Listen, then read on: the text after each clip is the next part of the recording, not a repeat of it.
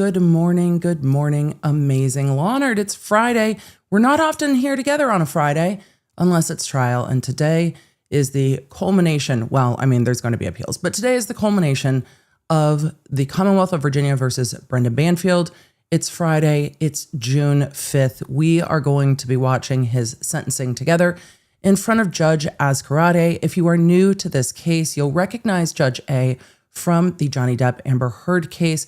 And after we get to the intro, I will give you a brief road so far if this case is new to you, just so we all know where we're at as we get into impact statements, then attorney argument, then, well, the defendant will have a right to allocution, but after his testimony, I don't know if there's much more to say from Brendan. I don't know if there's much more we need to hear from him after his testimony at this trial, but we'll see. Also, if you are new to this trial, there are some inside jokes about this trial that, don't worry, we will try to explain as we go. I do, in fact, have my giant ginger molasses cookie this morning. I am very excited because we all are here for International Law Nerd Cookie Day Part 2 because we have the biggest cookies in the world and Brendan has no cookies. So if you want to go rewatch the defendant's testimony in this case, all of that will make more sense, I am sure. So we are going to roll the intro. We're going to do a road so far. We're going to go to court. And as I said, the order today is going to be impact statements, attorney arguments, Brendan's elocution if he chooses to make a statement, and then the court's sentence. I want to hear what Judge A has to say. All right, Law Nerds, let's roll the intro. Let's roll. Are you ready? I'm ready. Let's go. Hey there, I'm lawyer and legal analyst Emily D. Baker, and this is your go-to destination for live court coverage. I break down the law, the strategy, and the evidence in real time so you know what's happening. No law degree required. So join the law nerds in the chat. They're here for the facts, not and let's get to court. All right, Law Nerds, let's do a quick road so far. Go ahead and put a 1 in the chat if you are new to this case. Also, replay crew, good to see you. We'll have timestamps down below on everything. And if you are part of the app, then we will send notifications if you're in a place where you need to nope out of the impact statements. It's completely fair. Impact statements are incredibly emotional. Sometimes that doesn't work at the beginning of your workday. So we will also send app notifications. Make sure your notifications on your phone are turned on. We will send, and the app is open. That will help. You'll get them faster. Make sure that your notifications are on. We'll let you know when the impact statements conclude, when we go to the attorney arguments, if Banfield makes a statement, and when Judge A gets to sentencing. As a brief road so far, Banfield was convicted back in February of this year of the murder of his wife and a third party, Joseph Ryan, whom he lured to the home by using a FetLife website to set up a staged fake encounter with the wife, Christine, so that he could come in and say that Joseph Ryan had murdered his wife and that he killed Joseph Ryan in self-defense of others and that it would all be fine. And he did this with the assistance of his au pair, Juliana Magalhaes, who testified at his trial under a plea deal from the Commonwealth of Virginia, the prosecution. And the max on that plea deal was 10 years. And Judge A read her 10 reasons why she was getting every one of those 10 years and made very clear to me that 10 years was not sufficient and she would sentence Juliana to more. But it was the choice of the prosecution to offer that deal, and the court can't undo that. So Juliana is in prison for 10 years, and Banfield, this is not going to be a surprise. There is no shock about what the sentencing is going to be here today. Banfield is going to be in prison for the rest of his life for the aggravated murder here. Remember, that's the murder plus. This is an aggravated murder, double homicide, 2 victims in the same occurrence. So multiple murders is the aggravator here. That is a life period crime in Virginia. No other option. Life period, go to prison, no parole, done and done. As we get into the facts about this case, which I don't know how much we will get into today, this was not just an incredibly violent case per the coroner's report, because it was an incredibly violent case, but it is also chilling in the way that it was planned and the level of planning before the murder was carried out. The months of trying to find a fall victim, a fall guy to lure to the house, the prepping, the planning, the setting up fake email addresses, setting up an account for the wife, all of this work that went in to try to literally get away with murder and run away with his au pair. It is chilling. It is unfathomable, and it deserves all of the words that Judge A has for him. And I look forward to seeing them. Also, I hope she just calls him short. Emily, that's petty. He testified so many times about how tall he is, and he's so tall, and he's so... I could see it because I'm so tall. Oh, I looked around the corner because I'm so tall. Oh, I was over here because I was so tall. I'm sick of this dude. I am. I'm tired. I'm tired, Banfield. Awful. So, the reason also that we have the giant cookies is because he talked about the morning of the murder, how his friends had brought him cookies for his birthday, and they were just the biggest cookies. And he went on and on and on about the cookies. He has more emotion about the cookies his friends brought him than about the day his wife died. And then he said he had a big, huge, important, fancy, schmancy meeting at work because he's a big, important, fancy schmancy IRS agent.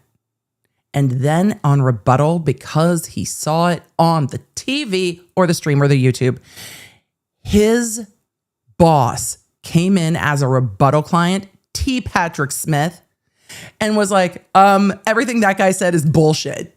I summarized. It was one of the best rebuttal witnesses I've seen. I swear Banfield went pale when he realized that the boss, T. Patrick Smith, from the IRS was going to come in and just be like, that's not true. None of this is true. They weren't on the witness list because the prosecution had not found who his supervisors were. It was one of the greatest rebuttals I have ever seen. It was one of those epic moments in trial where there were points of this trial where I'm like, oh my God, I can't believe we're doing this. This defense attorney has me in pain. And then T. Patrick Smith. And I was like, ooh, this is why we watch live trials, everybody. We slogged through, we skipped some of it, but we skipped a lot of it, but we slogged through the defense going through all of the tech data with no tech knowledge at all on their part for that moment. Let me know where you're coming in from, what you're drinking. We have not flown to Virginia yet, but as you all clocked yesterday, when we talked about the fact that yesterday's stream was going to be a huge problem for YouTube because all of the words, fair. You know how we cover for that with our incredible sponsors. With our incredible sponsors. And when I told Wildgrain that we were having International Law Nerd Cookie Day Take 2 and that I needed my giant ginger molasses cookies, they said, girl, I got you. So a huge thank you to Wildgrain because you let us cover the things we want to cover and the way we want to cover it. We're going to roll this. We're going to go to court. Cheers, Law Nerds.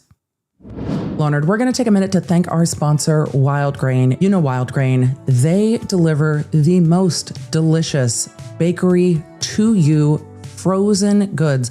So without the work and the mess, you get baked, fresh, delicious pastries, sourdoughs, and seasonal items like the delicious lemon ginger biscuits that come with just a little bit of a lemon glaze. They are so delicious. And one of the things I love about Wildgrain is a wide variety of goods, vegan or gluten-free, but also with their sourdough and their baked goods, they use slow fermentation and then freeze it without adding all those preservatives. It really is such a great way to get that delicious from bakery texture, flavor, and nutrients. And because it cooks from frozen, you don't have to remember to get it ready. Out of the freezer, into the oven, done. And they've even added new protein boxes. And they give back. With every box ordered, they donate 2 meals to a food security nonprofit with no extra cost to you, like the Greater Boston Food Bank and others. And you can customize every box, how much you want, and even choose when it's most helpful to have a box delivered for you. So I know you're going to want to check out Wildgrain for yourself. Be sure to click on my link in the description or in the chat and use code LAWNERD to get $30 off your first box. Plus, you'll get free croissants for life. And trust me, you are going to want all of the croissants. Now let's get back to our stream. A huge thank you again to our sponsor, Wildgrain. We are getting ready for sentencing. We have not flown to Virginia yet. We're going to do that. We're going to go to court. But first, you know what I'm going to do? I'm going to be a little more petty. Not as tall as your lawyer there, are you, Brandon? Doesn't look like it. Did you hire your lawyer because he's tall? Is that why we picked your lawyer? Because definitely not as tall as your lawyer, Brando. All right. I do like the color green that his jail jumpsuit is. I do like the green that his jail jumpsuit is. I do. Let's fly to Virginia.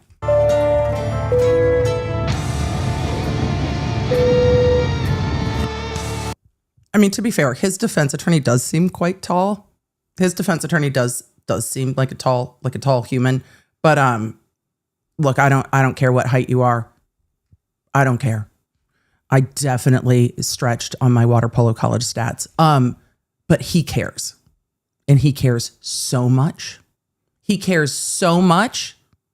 This is Brendan Banfield. Mr. Banfield's present in the courtroom with his attorney. The Commonwealth is present. I mean, okay. Comes today for sentencing. Or was he half sitting down? Let's give it a second. Let's be fair. I had to back up. All right. The case of Commonwealth versus Brendan Banfield. Mr. Banfield's No, present in the he was courtroom not. with his attorney. The Commonwealth is present. Shorter than your attorney there, Brandon. Comes today for sentencing. Are you ready to go forward today, Mr. Carroll? Good to hear you, Judge A. I know you have reviewed the pre-sentence investigation report with your client. Thank you for letting me know ahead of time what your corrections are. I have made the following corrections to the pre-sentence investigation report. It's on page 5, the marital summary. The second paragraph should reflect 2022 and replace 2018. On page 6, on the education narrative, Mr. Banfield attended St. Joseph's University and replace that in, is that Patchogue? Patchogue, okay, and replace that with, replace Brooklyn, okay? Yes. Page 8, second to last paragraph, Mr. Banfield indicates that the mental health professionals. Emily, what are they talking about? They're going over the defense corrections to the PSR, the pre-sentencing report. And so the PSR is what they're talking about now and the corrections to that. I said at the beginning of the stream yesterday, and I will reiterate here, they did a motion to set aside the verdict yesterday that was not streamed, and it was, in fact, denied, which is not shocking. Judge A was like, yeah, okay, thank you for your motion. Nope, wrong one. Thank you for your motion. Goodbye. Regularly spoke to him during his incarceration. He was also prescribed medication for depression, so made that amendment. And then on page 9, community supervision, Mr. Banfield is 41 years of age and should replace the entry of 42. So I've made those amendments to the pre-sentence investigation report. Does the Commonwealth have any? The wrong button was Khloe Kardashian yelling liar. I've been meaning to replace it. It was that one. Liar! I mean, it's appropriate. It's appropriate. No, Judge. All right, I'll make the report. It still works. Part of the record then. But also, sir, you're 40 years old. Just if you don't want to live the life you're living, make a different choice. Murder's not the choice. At this point, I do have, I know, Mr. Carroll, you also noticed it Judge in A's your collar's memorandum. looking crisp. You stated that you do not have any objection to the victim impact statements, the written ones that you have received. Is that correct? Yes. All right. So just for the record, the Commonwealth's evidence, the victim impact statements that I have reviewed are Joe Ryan's family's statement. The court is allowed to review the written statements beforehand, and the court can just take those into account, or they can be read into the record. Some of those, I'm sure, are going to be delivered personally. We heard from Joseph Ryan's mother at Juliana Magalhaes' sentencing, but remember, Christine Banfield's family wanted to speak at that sentencing, and because Juliana Magalhaes was only charged with the murder of Joseph Ryan, they were not able to speak at that. So we have not heard them at a sentencing hearing yet. Christine's parents' statement Christine's sister's statement, Danielle Hocker, Hocker. Christine's uncle's statement, Joseph Fontana. Christine's friend's statement, Carrie Davis, Karri Davis.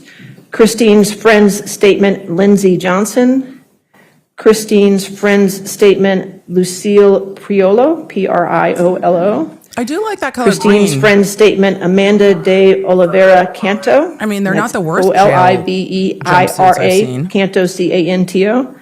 And then Christine's friend's statement, Brad Garman. Is that all the? I'm glad that's there's so all the many written statements from correct? Christine's All right, friends. I'll make those statements part of the record as well. Does Commonwealth have further evidence? We do, Judge. We're going to have 3 witnesses. All right. Okay, so Carol, there do you will have be anything before 3 the witnesses? statements. You're still in standing, person. so I'm just making I'm sure. still standing. I just Okay. didn't know when I was. Well, you can sit It's going to down. be my turn. Thank you. All right, thank you. All right, yes, your first witness. Mr. Carroll, you should know what order it's going to be before it's your turn. I don't know when it's going to be my turn. Sir, it'll be your turn next. Sit down. 3 impact statements from the prosecution. Judge, we're going to call Danielle Hocker. Okay, Mr. Hocker. Chat, it is Ms. way Hocker? better than Corey's green. Yeah, he definitely got the superior color green in all this. Testify truthfully in this case on a penalty of law. All right.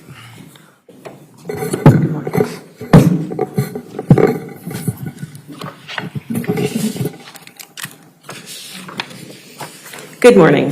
Good morning. Could you please state your name for the record?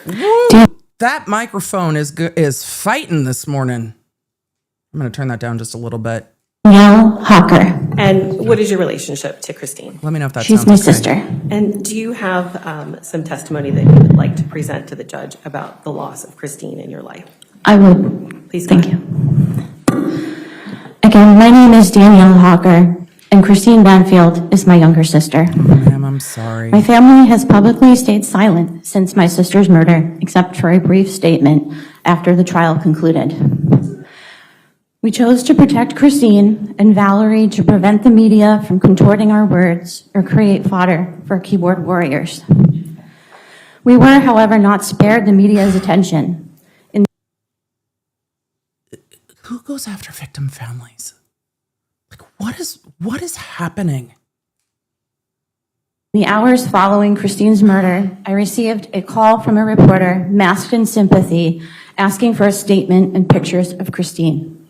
Holy shit. Since then, my husband and I have received countless calls and emails, but they pale in comparison to the overwhelming volume my parents have endured. Christine does, however, deserve to be talked about by those that loved her. Grief is not something that is done on display or shared, except those closest to you, and even then, it is more often hides behind closed doors in quiet moments. Internally, I feel like a different person, like my identity has shifted in an unimaginable way. Part of who I was, who I still am, is a big sister. And in what seemed like seconds, it was taken from me, taken from us. While justice was served, it does not lift the grief or make more space for it. It will never bring Joseph Ryan back to his loved ones or Christine back to our family. In the 3 years since Christine's death, some days I feel like I'm living with a ticking time bomb waiting for it to explode. Fear and anxiety taking over, my mind telling my body that something else terrible is going to happen. Grief. I waited for answers, for more Does information. that. I was in a perpetual state of limbo. The daily messages I would receive with pictures of Valerie stopped and were replaced with calls from reporters wanting the next headline. The text Christine and I exchanged stopped. The evening call I would randomly get while she was driving home from work would never happen again.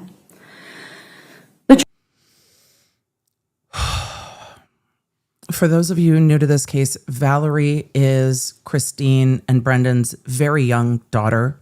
That is who Valerie is. The trip I had booked to celebrate Valerie's 5th birthday the following month would not happen. Life as I knew it ended, yet I remained guilty for living and left without the one person who should have known me the longest. Right. Gone. When we were little, Christine and I would often get mistaken for twins. We were nearly 4 years apart. My baby sister, or my sissy, as I like to call her. We both had curly hair, but otherwise, I didn't understand what other people saw.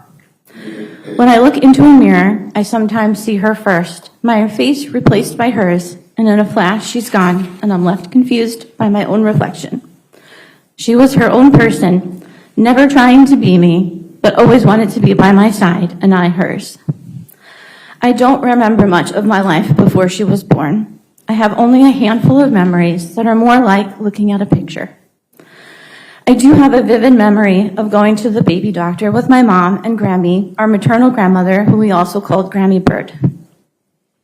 Grammy would keep me entertained by walking around outside and picking flowers. During one appointment, I was stung by a bee and became upset, wanting my mom.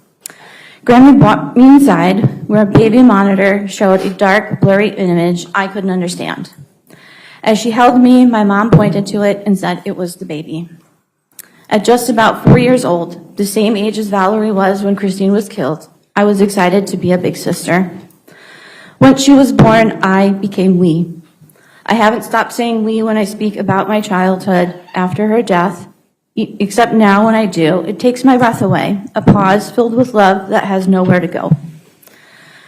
We were each other's first friends, sleeping in each other's bedrooms, in sleeping bags, on the floor, or in tents in the den. I climbed in her crib several times and attempted a solo diaper change unsuccessfully. Our best friends were sisters. We would stay up late on Saturday nights, waiting for our dad to come home from his 4 p.m. to 12 a.m. shift, watch Saturday Night Live, and eat hot bagels he picked up on his way home. Our favorite show was Full House, and we would get in giggle fits at our grandparents' house for no reason. Okay, ma'am, we're going to just, as law nerds, we don't want to speak for Uncle Jesse, but we are going to say he's a lovely human, and I'm sure he would send you all of the hugs, because who wasn't watching Full House at this time? We all were. For all of you in the chat, texting your sisters and your friends that are like your chosen sisters, I feel you. She would fall asleep anywhere, like a New Kids on the Block concert or in a short car ride, telling me to wake me up when we be there. To wake you up before you go. She's a nurse. This is a skill. This is a skill that means she could fall asleep anywhere. This is a good nursing skill. We love this. She was obsessed with the Backstreet Boys, specifically Kevin from the Backstreet Boys. She loved them so much, she and her best friend camped outside a Rite Aid while the moms took. I bet she would have loved to have seen them in Vegas, Brendan. Term sleeping in the car in a parking lot. This was the 90s. There was no internet, only a Ticketmaster at a drugstore. Yep. She loved Brad Pitt, Legends of the Brad Pitt, so much that if she had a boy, I was sure she would name him Tristan. By the way, Dr. B and I fought over the name Tristan for a very, very long time before Travis was the winner. Just, ma'am, we are the same generation. Childhood was spent at home, in our basement playroom. At friends' houses, we would call on our corded landline to see if they could come out and play. On family vacations, at our grandparents' houses in their pool, fishing on our dad or our grandfather's boats, crabbing off a dock with Grabby Bird, eating Entenmann's cakes, and drinking coffee out of tiny cups at Lala Grandma and Grandpa's house, our paternal grandparents. We got our first haircuts from our paternal grandfather, a professional barber in our backyard, and he would give us Charms lollipops from his in-home barbershop and shove $5 in our hands as we left. Okay, those things are the best. We didn't have internet until high school and cell phones until college. We played outside catching tiny frogs, lightning bugs in jars, and used our imaginations to find fun anywhere. Because it's lightning bug season. We had family traditions that mostly revolved around food, Italian food to be specific. In our house, we ate macaroni, not pasta, and sauce, not gravy. Holidays, birthdays, Sunday dinners, and countless big and small events were spent with our aunts and uncles. Our grandparents were a large part of our upbringing as they were ever present in our lives. Grammy Bird passed away in September of 2022, just 5 months before Christine. Our family was still grieving her loss when Christine died. Even though we may have looked similar, we each had our own distinct personalities. She was kind and caring. And the grief compounded by grief is just fucking heartbreak. All of it's heartbreaking. It's just heartbreaking. But I'm taking a second. Why? To breathe. We all need to breathe for a second. But what a beautiful way to explain what was lost by explaining what they had. Absolutely lovely. Precocious as a little girl, thoughtful and wise beyond her years. It was no surprise when she said she wanted to be a nurse at a young age. Her warmth only grew as she got older. She had a way about her that made people feel comfortable and welcomed without effort. New people scared me, and I was awkward in social situations. She loved being around friends, and large groups didn't intimidate her like they did me. She was a resident advisor in college, always looking for ways to help others. She was reliable and selfless, and would give up her own time to help a friend in need. After she finished college, we found ourselves living in our childhood home again. That was my feed that buffered real quick. It will resolve in just a second. Felt a little like we were kids again, but without the sleeping bags. It didn't last long as she started her first nursing job and wanting her independence. She lived her life at her own pace, and I didn't question her decisions unless she asked for guidance. I listened and asked questions so I could better understand what she needed before offering any advice. The memories we shared growing up helped shape my sense of love, family, and who I am. They felt simple and whole, filled with laughter, safety, and love. Since losing her, those same memories have changed. They are no longer just joyful, but layered with grief. Yeah. Each one a reminder of both how much I had and how much was taken. Christine was married a year before my husband Joe and I. I look back on this day with a heavy mix of emotions. I was so happy for her about to start her journey to becoming a family. That feeling is hard to hold onto now because it still feels like a happy memory, but mixed with a deep sadness. What rushes in now is the realization that we will never experience milestone events again. No birthdays, Thanksgivings, Christmases, family vacations, family traditions, no new memories to form. She married her murderer. Our family will still celebrate, but there is a missing piece, an emptiness that fills the room. The weight of that feeling makes it hard to move through the day, like walking through water fully clothed. When Christine found out she was pregnant with Valerie, she was living in New York. Joe and I were living in New Hampshire. She mailed me a card that said, "I miss the crap out of you." It made me giggle, and when I opened it, there was a sonogram picture that immediately made me think of her on that baby monitor. I was so excited for her. Deep inside, I was sad for myself and my husband. Just the day before, I'd had an invasive test after several years of infertility, which led to more questions than answers. I never told Christine about that procedure, and I regret not leaning on her for support. Which is also a really, really hard thing, right? Is not having your sister for support. 3 months after Christine's death, I was in the hospital recovering from surgery, finally getting answers. She should have been there, holding my hand and reassuring me that All right, I'm going to, after this, I would be okay after a nearly 8-hour procedure complicated by the von Willebrand's disease, the bleeding disorder that we shared. Less than a year later, I faced another major surgery. I was terrified, not just of the procedure, but of the possibility of leaving my family behind after losing Christine.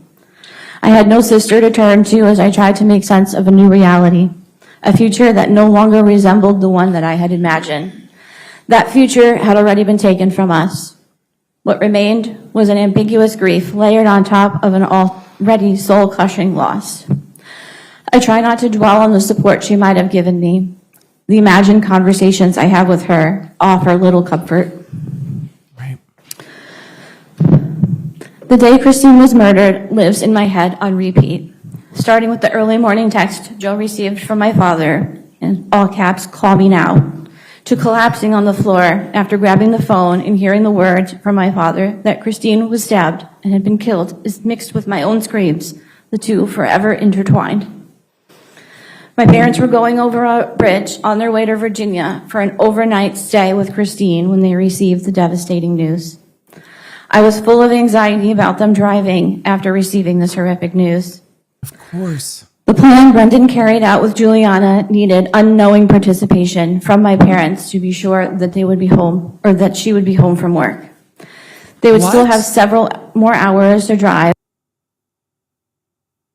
Oh, fucking hell. I had forgotten that the reason that she was going to be home for work, not just because of his birthday, was because her parents were coming into town.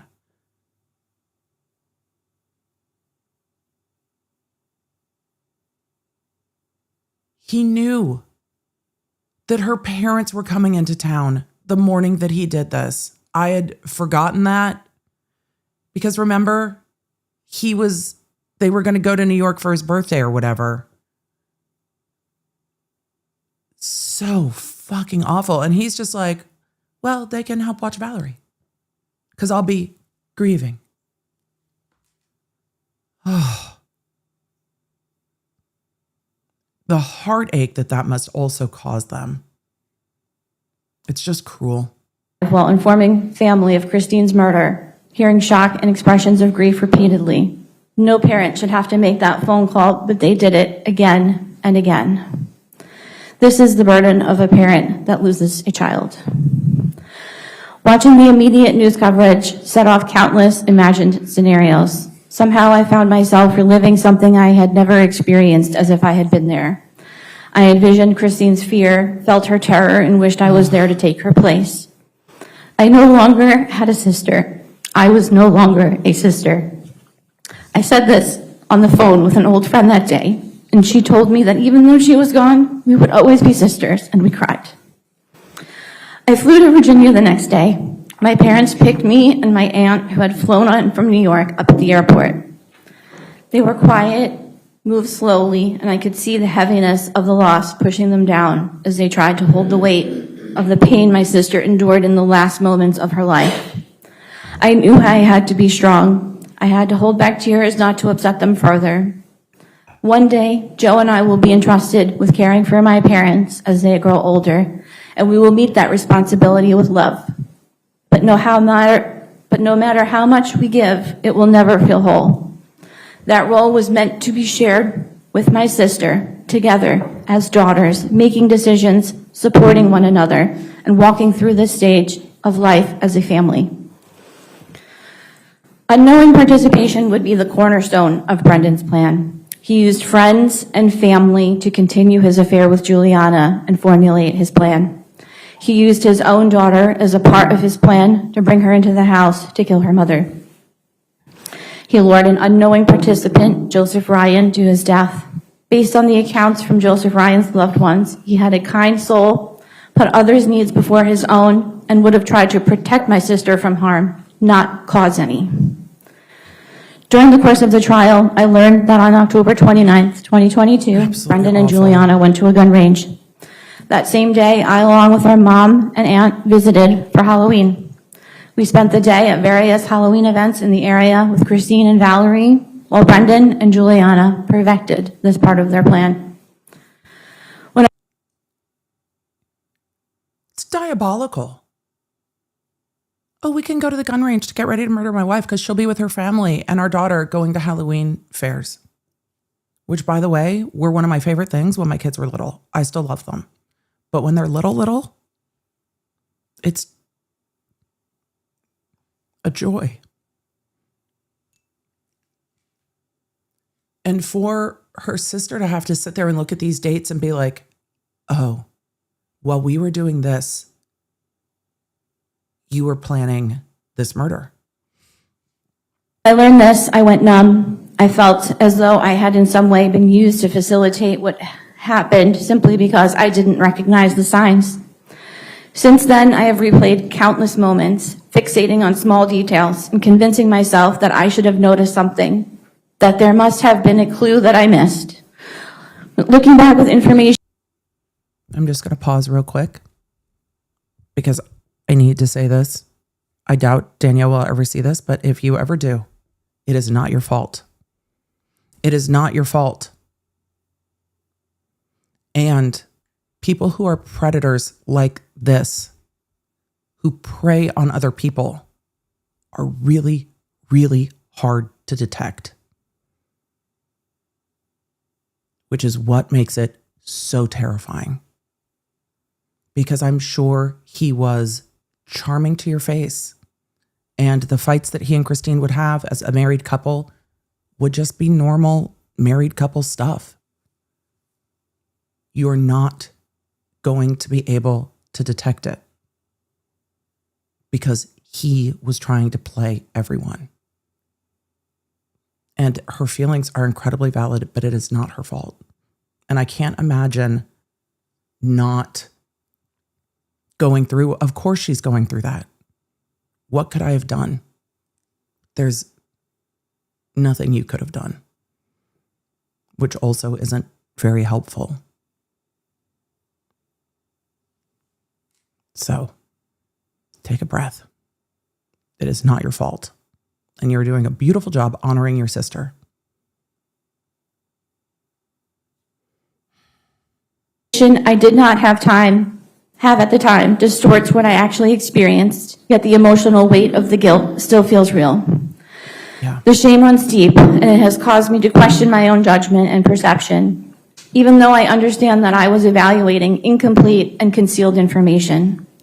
Guilt is meant to be tied to a choice, and I did not choose harm. Despite this understanding, I continue to struggle with the feeling of being drawn into something I never knowingly participated in. I know rationally that these feelings are misplaced, but I do not yet know how long it will take to fully reconcile them with what was done to my family and the way that I was implicated in it. I didn't truly know Brendan at all. I don't believe anyone did. Not family, not friends, and certainly not Christine. Accurate. His testimony was the most self-serving display of narcissism I have ever witnessed.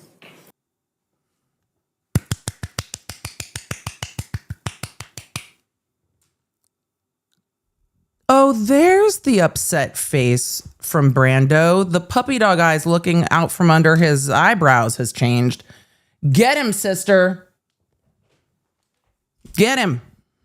He attempted to smear her through outright lies and victim blaming. Yes, he accusing did. her of betraying the oath she took as a nurse. Yes, he did. An accusation that not only attacked her integrity, but further wronged the vulnerable patients in her care. As Christine's sister, I didn't... Don't ruffle your face, Brendan. You absolutely did that. It was disgusting.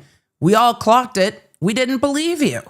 You proved yourself to be a liar. I mean, we knew that, but you proved it. Just lose her. I had to sit and listen to a version of her that did not exist. I knew her in a way that he never could. I knew her honesty, her compassion, her refusal to live with secrets. Hearing him attempt to rewrite her life and her character felt like losing her all over again, piece by piece, in a room where she could not defend herself. His lies did not just attempt to destroy her reputation, they forced me to relive my grief with anger and helplessness I cannot fully describe.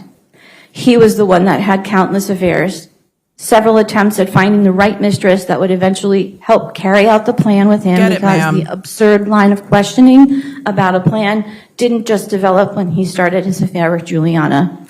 I believe she meant no more to him. I think I know exactly where sister is going with this. I agree with this 100%. Because from what I have seen of his behavior and what he has done,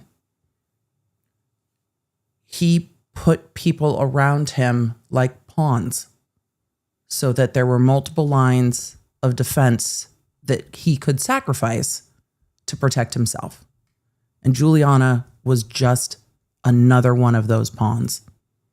Absolutely agree with you. And he manipulated her. She still has agency and choice, but she was also a pawn, and both can be true. out the plan with him because the absurd line of questioning about a plan didn't just develop when he started his affair with Juliana. I believe she meant no more to him than anyone else in his life. She was just another person to control and exploit. What he presented as affection was manipulation. What may have appeared as love was nothing more than strategy.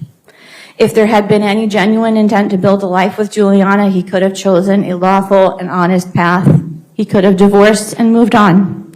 But divorce would have required relinquishing control, and control was always the priority. Bing, bing, bing. His actions were not driven by love, but a desire for power, deception, and a complete disregard for the lives he destroyed. The callous way he spoke about Christine will one day be heard and seen by Valerie. She will eventually come to terms with the fact that her father, the person who was meant to protect her above all else, used her and put her directly in harm's way. Yep. Valerie may hold only a faint memory of a life untouched by loss, but for most of her years, she will know her mother through grief and the stories of others share with her. Yeah. We will do everything we can to fill those stories with light so she comes to know her mother through joy and through joy and love, not only through the weight of what was taken from her. Christine's last... The way he used his daughter as a shield and brought her into the house when he went to murder her mother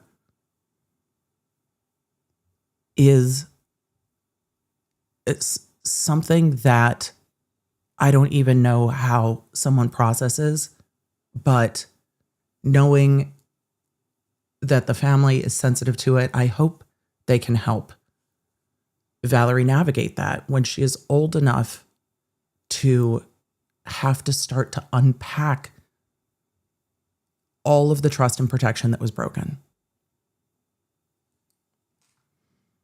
Words and thoughts had to be about Valerie. If she had done enough in the short time that she had with her, worry about who would care for her, not apologizing to Brendan and making sure he knew how loved he was. That statement goes back to what Brendan said in his testimony at trial. Christine chose to dedicate her nursing career to caring for the most vulnerable, to babies and children during their most difficult moments. She provided comfort to frightened parents who wish they could take their children's place. She made those moments more bearable with her big smile and infectious laugh. I can still hear her laugh in my head. Christine dedicated herself to her daughter, who will grieve her loss at every milestone in her life. I will be there, never to replace my sister, but to tell Valerie who her mother was, remind her of her big laugh and even bigger heart. I will tell Valerie how much she was loved by her mother, and I will forever carry both the grief of losing her too soon and the gratitude of having loved her for 37 years and being loved by her in return. That bond will not end because we will always be sisters. I want to thank the Commonwealth Attorney's Office for their commitment to pursuing justice, to the members of the jury for their time, care, and responsibility they took in reaching their verdict, to the Fairfax County Police Department for their dedication to seeking the truth and for honoring my sister and Joseph Ryan's life through your work, to the Victim Services team for their compassion, care, and support they have shown my family, going above and beyond for us during an unimaginable time. And thank you, Your Honor, for your commitment to fairness throughout this trial, for your patience today, and for allowing me this opportunity to share a small glimpse of who Christine was, what she meant to me and my family, and how her loss has profoundly shaped and will continue to shape my life. What a beautiful Thank you. statement. Please answer any questions that Mr. Carroll may have. Any cross-examination? No, Your Honor. All right, and you can have a seat, thank you. I'm going to switch feeds real quick because my feed was stuttering, and this is a good time to switch. In Virginia, they are allowed to question, and they do impact statements by question, which is why the prosecutor stands up in almost a direct examination and is like, please give your statement. And then the defense is allowed to ask questions. I don't think I've ever seen the defense actually ask questions, but in Virginia, they have the right to do so. Christine's sister did a beautiful job honoring her sister and talking about the unique grief that she bears, because impact statements are meant to help the court understand what was lost. And I appreciate her words so much because A, beautifully spoken, B, she's just a great storyteller. She shared what their childhood was like and what was taken from her. And she absolutely 100% clocked Banfield's testimony, and it was just cathartic to see Banfield's testimony be clocked. It was cathartic. I appreciated it. Impact statements are so incredibly hard, but I hope that she feels like she got to say what she needed to say. I always struggle with the media attention on cases that I think need attention. I think a light needs to be shown on it. I think there was a lot of information early on in this case about Joseph Ryan that was incorrect and incomplete and harmful, but also the pain it can put the family through to have media. I don't know how they find everyone's number and then just call them. It is tough. And I think we should watch cases, but I wish that there was an aspect of, you know where to find, it's not hard to find the media if you want to talk to them. I mean, everybody can find TMZ and talk to, it's not hard. But the pushing is tough. All right. We are going to the next impact statement. The Commonwealth has two. All right. This is raise your Joseph right Ryan's hand. mother. We saw You swear her affirm impact to tell the truth statement under penalty of law. at Juliana's Yes. sentencing. Okay. Yes, ma'am. Thank you. Ms. Fisher, could you please state your name for the record in the court? Also, I love Joseph Ryan's mom's whole vibe. I love the vibe. I love the glasses. I love that she protects herself by not being in the same room with him. I appreciate her. But this is also heartbreaking.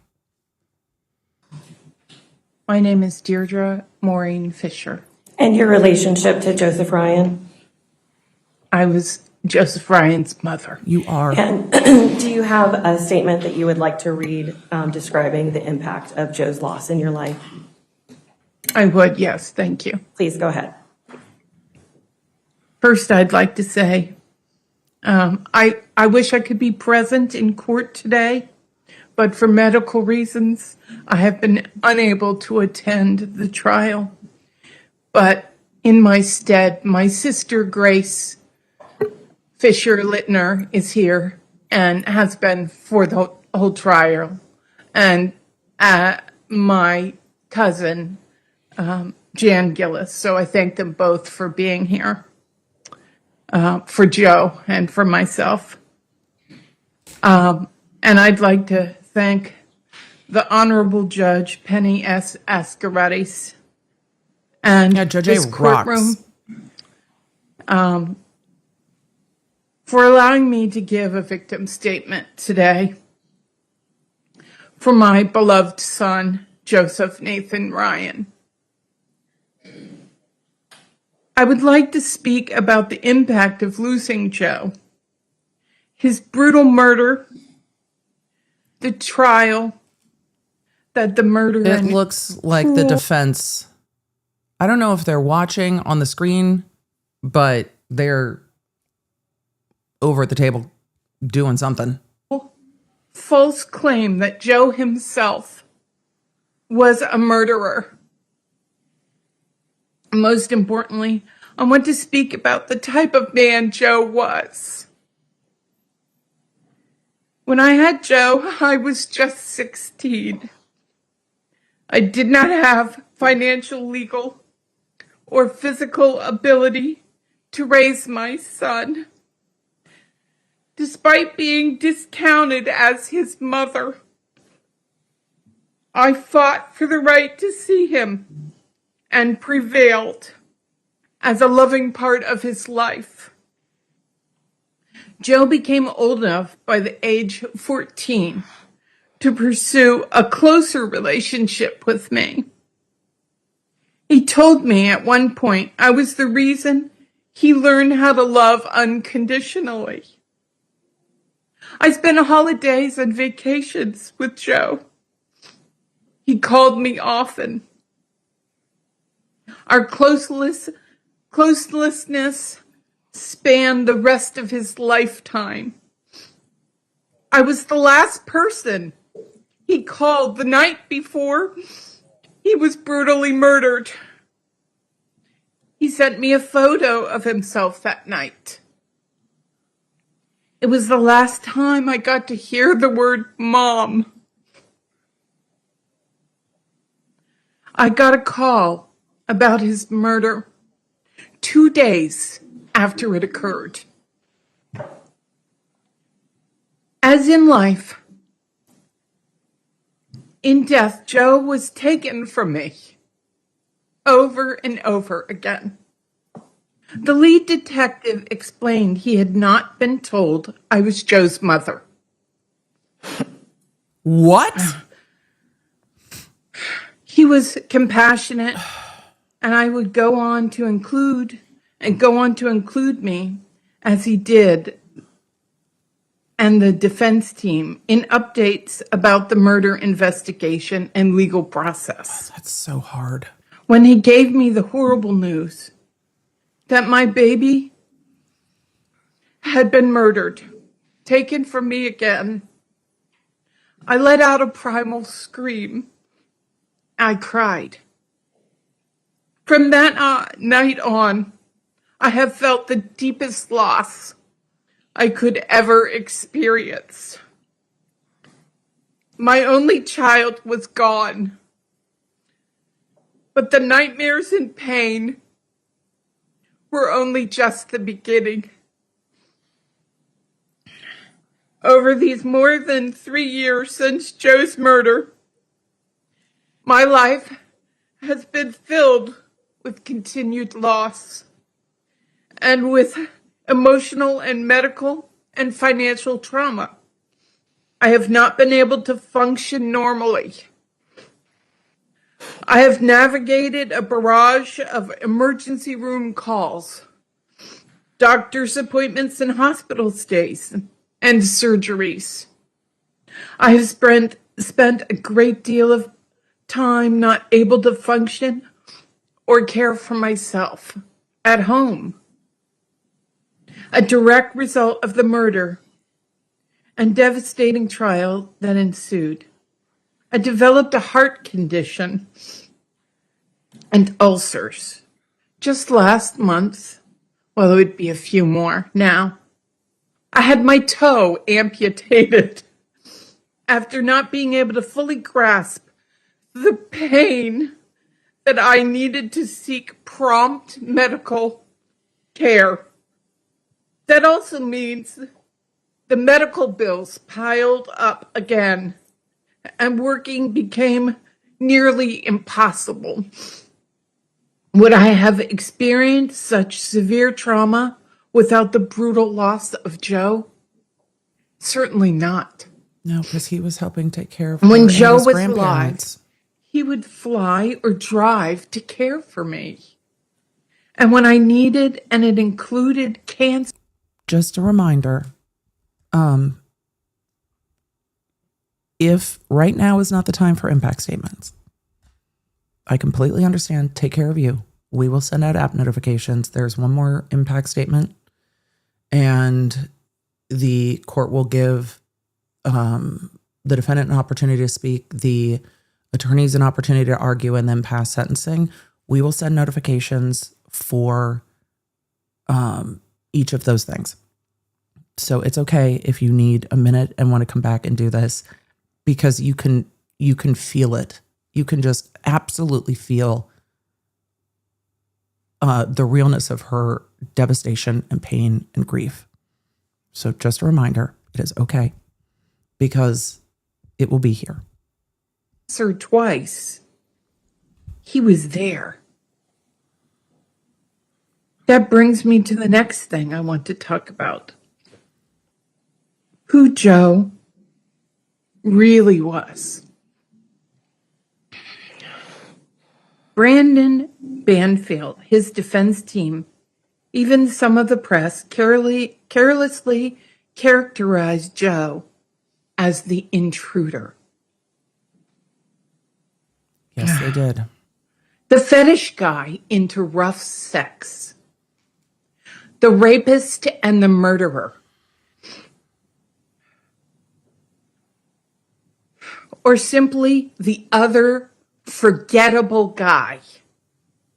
Not even showing Joe's face during the murder trial. Joe was chosen because Brendan Banfield thought he would make a good dupe. Yeah. To be framed for He was the the fall planned guy. murder of his wife. He was absolutely the fall guy. As with so many other things, Brendan was wrong. In some ways, my son was flawed, regular Joe. But he also had some amazing qualities. Ma'am, humans are flawed. We're all humans.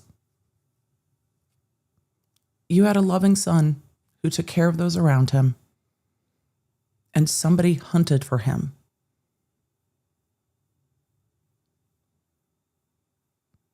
If there's a flaw in that, it's that he trusted the representations of Banfield and Juliana. And there's nothing you can really do about that because that was Banfield's choice. Joe was extremely caring. He lived with his grandmother and was dedicated to her health and her well-being. He moved to Florida to care for his parental grandfather, Pap, before he died from advanced dementia. He went for 2 months to care for a woman he loved who had radical hysterectomy, also taking care of her young daughter. That's part of who Joe was. Joe was a guy who believed in fighting for the underdog and even actual neglected dogs. He would walk into an animal shelter and ask for the oldest, ugliest dogs. Bring them home and love them for years. When Joe was murdered, he left behind a dog named Kitty, who waited for him. Of course. At the top of the stairs.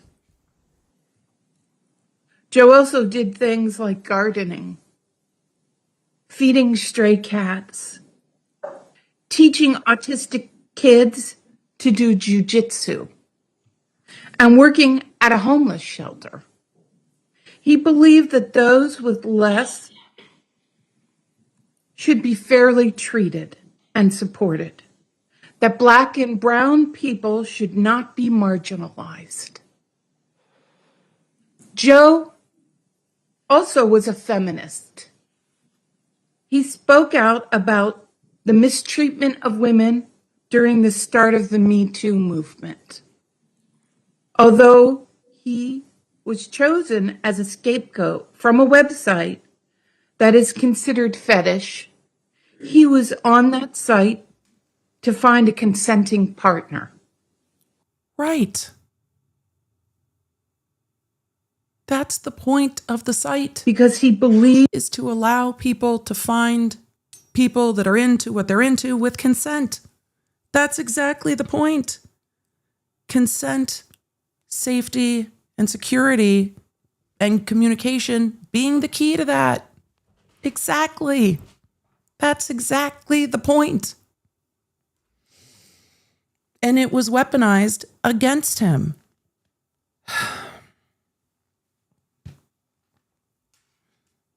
in a woman's right to bodily autonomy and in her control over her romantic and sexual life. Joe wasn't just the disposable caricature. Yeah. He was made out to be. He had a face. He had a name. And he had a family. life. Yeah. But Brendan Banfield shot his face, soiled his name, and treated his life as disposable. My son was a kind human being who had a full life of meaning. In contrast, Brendan will remain known as an abusive father, A murderer. the brutal murderer of his dedicated and compassionate, beautiful wife, and a narcissistic killer Get him, ma'am. of an innocent man. My son. I mean, we have name calling rules in chat, but we can just say get it to you. Yes, we can. Tell him. Son's legacy is one of selfless love, while Brandon's is one of senseless evil. I have never directly spoken to Brendan, Don't. and I won't today. To me, he's nothing more Yeah, there's nothing there. than what I just said. Yeah. But Joe, yes, Joe, was someone to me. He was my baby boy, my biggest supporter, and the man I think was pretty special and never forgettable. Thank you so much for letting me say this out loud and share some of my love for Joe and the loss I felt I will always feel. He was part of me, Yeah, that and I loss will is not never going get away. that back. But I will choose to live in his fighting spirit and with his voice in my head. Be kind to yourself, Mom. Take better care of yourself, Mom.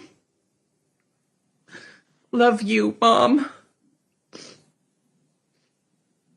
I won't forget you, Joe. I hear you now. Thank you. Thank you. Please answer any questions of Mr. Carroll. Any cross-examination? All right. No cross-examination. Thank you, Ms. Fisher. Your next witness? Thank you. Judge, the next witness that I have is Sangita Ryan. All right. All right. This is the third witness. The court also has other character statements that have been submitted as evidence. And so the court has those. You swear or affirm to testify truthfully in this case that our policy is law. Yes.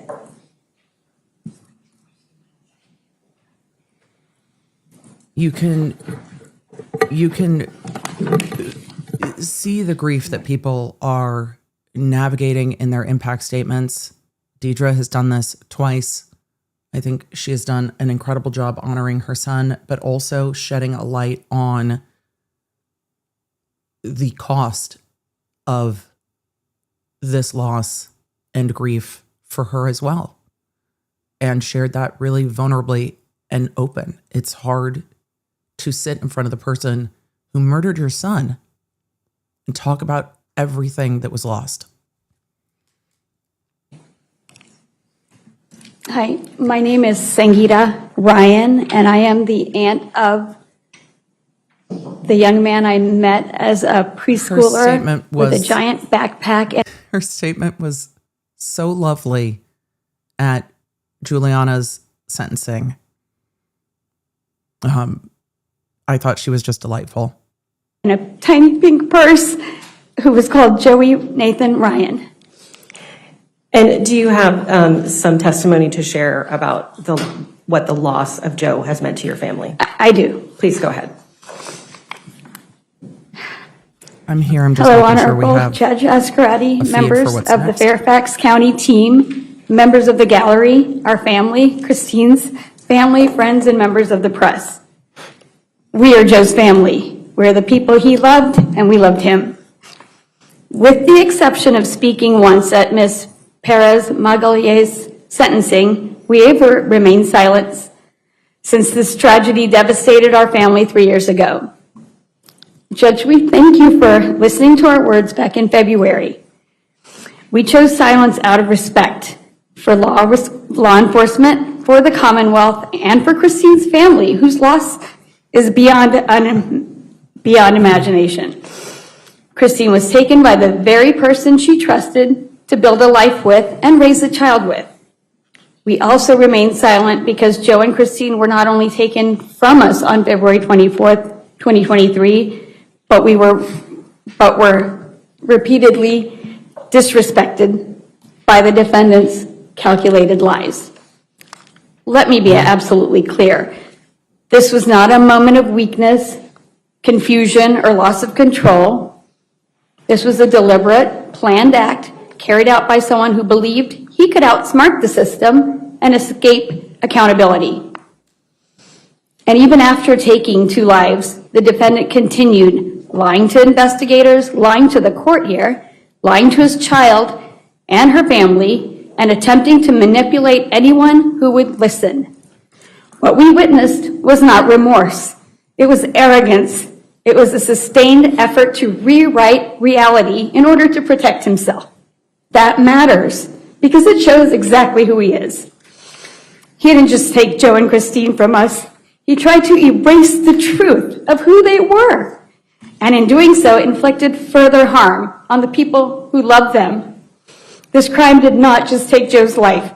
It took his place in the world. It took a son, a grandson, a brother, a cousin, a friend, a caregiver. He took my nephew, Joe, on purpose and left devastation.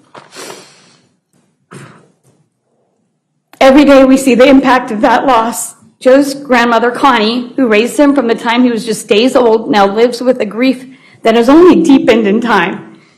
She was there for every milestone of his life, his childhood, his school years, his prom, his first car, his growth into adulthood. And in return, as Deidre said, Joe was there for her. He built his life around caring for his grandparents and making sure they were never alone. Since his passing, her health has declined. She's not here today. The absence of Joe is not abstract. It is constant, visible, and devastating. Joe was a kind and loving person. He was funny. He believed in the goodness of others. He was a friend, a caretaker, and someone who brought light into the lives of those around him. He is deeply loved. He's remembered. He mattered, and he still does.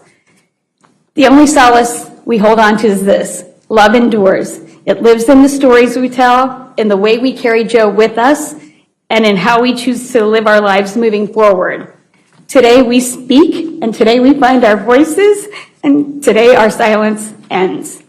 We will spend our days and our lives saying Joe's name. We will carry forward his kindness, his goofiness, his love, and his spirit. His absence will always be felt. His chair will remain empty at our gatherings, but his presence will never truly leave us.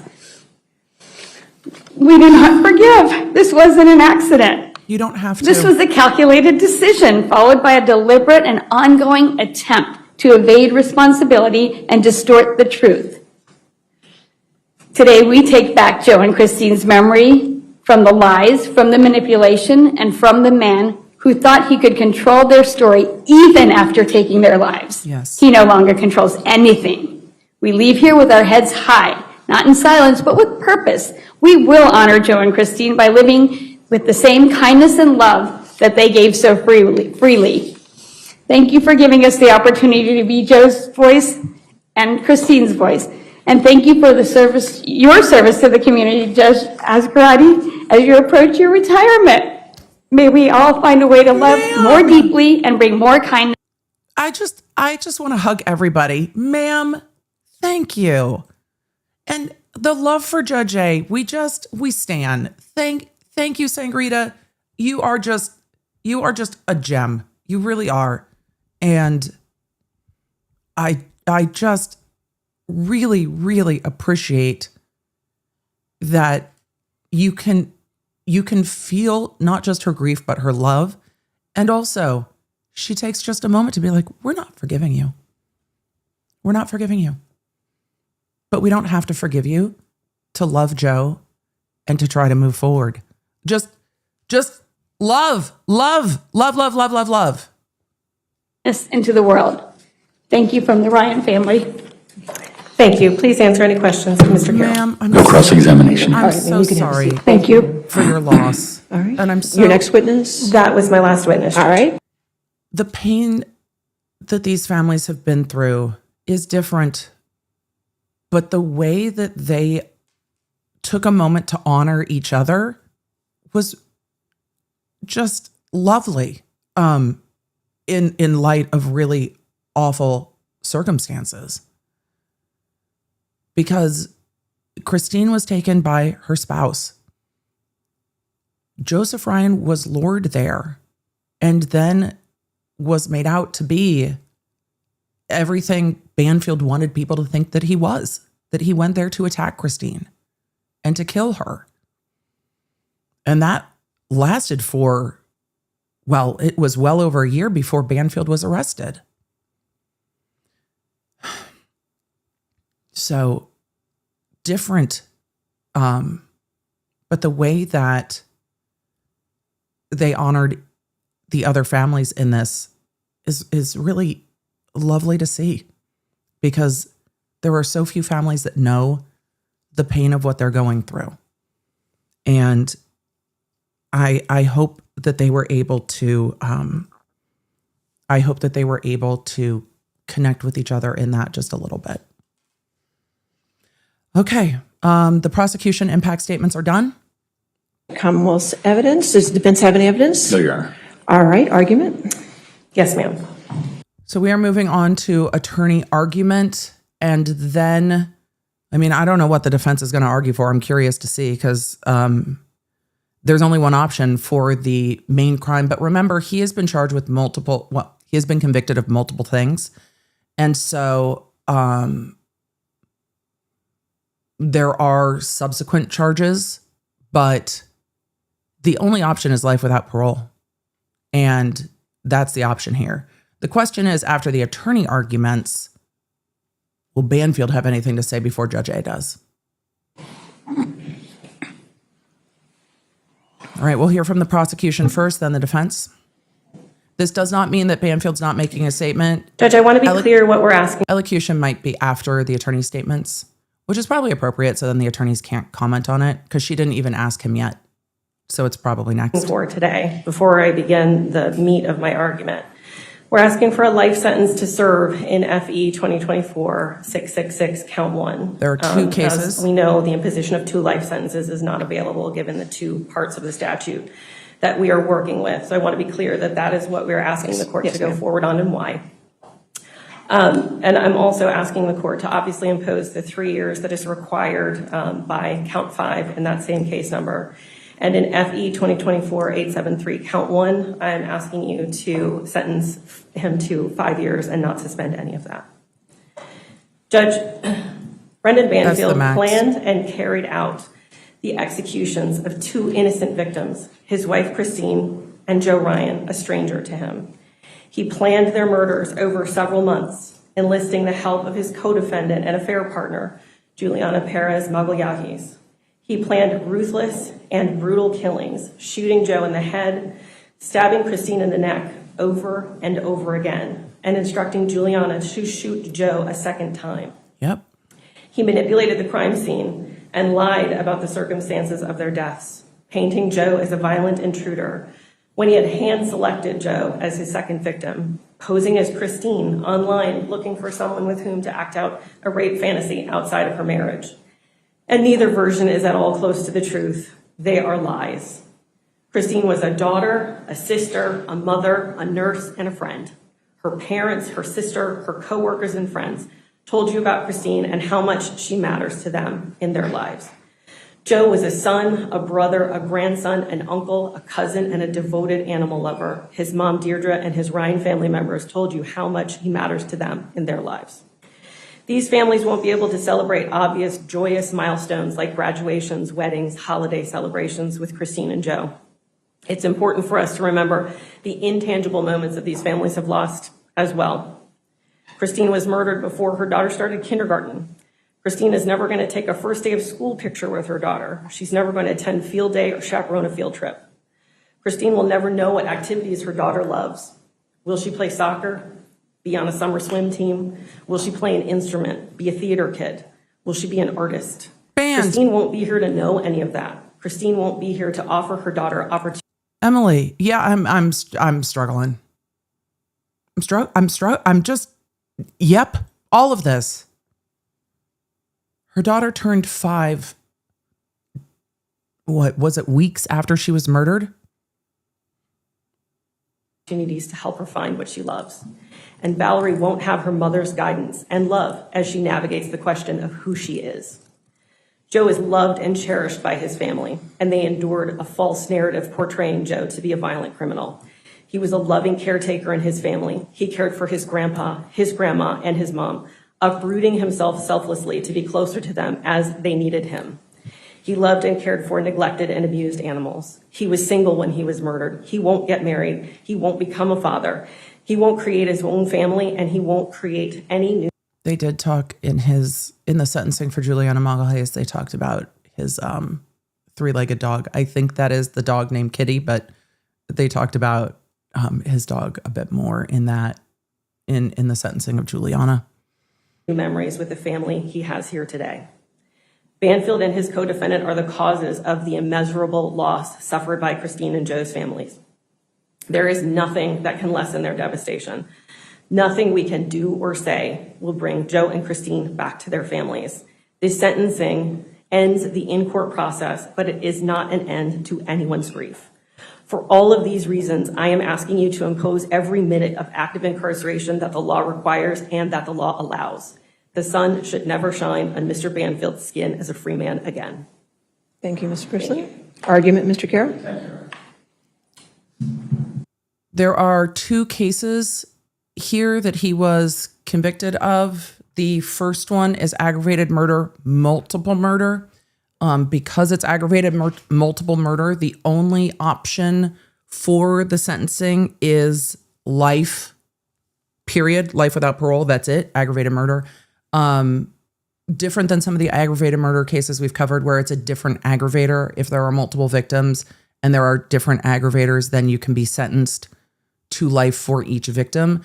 That's not the case here because multiple murder was the aggravator. So it's 1 count of aggravated murder for 2 victims. That is why it is 1 count of life without parole, but it's life without parole. All right, Mr. Carroll. Your Honor, there's recognition on the part of the defense that the jury verdict leaves very little room for discretion. Yeah, there's but there are some no room areas for discretion. that I would like to argue with relating to the Commonwealth's argument as well as the narrative that's been presented. The Commonwealth pursued a theory of catfishing for years, Judge, while having the answers within their grasp.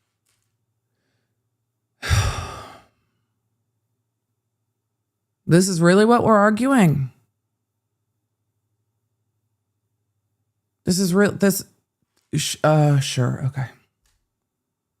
Didn't you just argue this yesterday to set aside the verdict? With the digital forensics examiner. Behind the scenes, police officers were trying to change the expert opinion, and Detective Miller, to his credit, resisted. In fact, this executive summary that he testified to remained the same except for one new fact, the changed testimony of the co-defendant. Commonwealth made a significant effort to diminish the role that digital forensics plays in these and the other I thought the digital forensics was pretty clear. They never called their witness for the Commonwealth's case. Chad, I know that you're sitting here going, but Emily, isn't it catfishing? He redefined catfishing, so he changed the definition of catfishing and said, see, it's not that. Fine. He hunted and lured Joseph Ryan into the house under false pretenses. Did we fix it? Because he changed the definition of what catfishing is and then said, see, it's not that. Oh, this made me mad during trial. It's going to make me mad again. Good thing I got a cookie.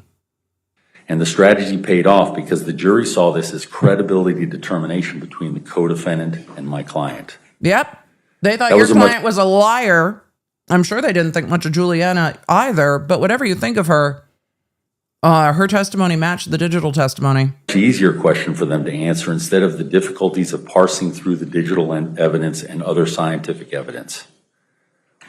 By making it about credibility, there was no need to resolve such questions such as, if the co-defendant did not know how to log into the suspect accounts, who accessed Christine Banfield's laptop on at least 10 occasions when Brendan Banfield was nowhere near the home or the device in question?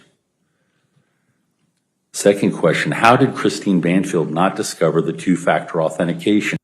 We're going to argue the jury. We're going to argue the jury verdict. We're going to recognize the jury verdict, and we're going to just argue again that the jury got it wrong. Okay, Mr. I guess you got to argue something. This ain't it, though. On her personal cell phone that the co-defendant testified that she I mean, I guess I'm more comfortable with surreptitiously from Christine Banfield and then put it back. Thanks. And finally, with regard to digital forensics, how was this plan, according to the co-defendant, executed on February 23rd, the night before the murder, with Christine's laptop, while within minutes Christine was accessing her work and also shopping? Sir, it seemed pretty clear to me that Christine's shopping was from a phone and accessing work was later, but whatever. Those questions remain, Judge, and those questions don't remain for me. The jury to Poor resolve. Judge A, look at her face. With regard to the bloodstain pattern analysis, by making the credibility of the co-defendant versus Brendan the issue, this is not the time for this. There was no need to resolve questions. This was the argument yesterday to set aside the verdict. This is not the time for this. None of this goes to sentencing. This is not the time for this. Such as, why did Joe Ryan have an injury to his hand that would have held the knife? This was corroborated by the medical examiner. Why was Joe Ryan's DNA found under Christine Banfield's fingernails?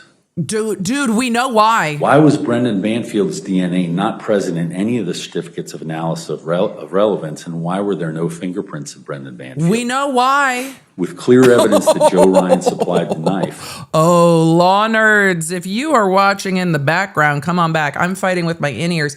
Come on back. Come on back for Judge A's face. Because...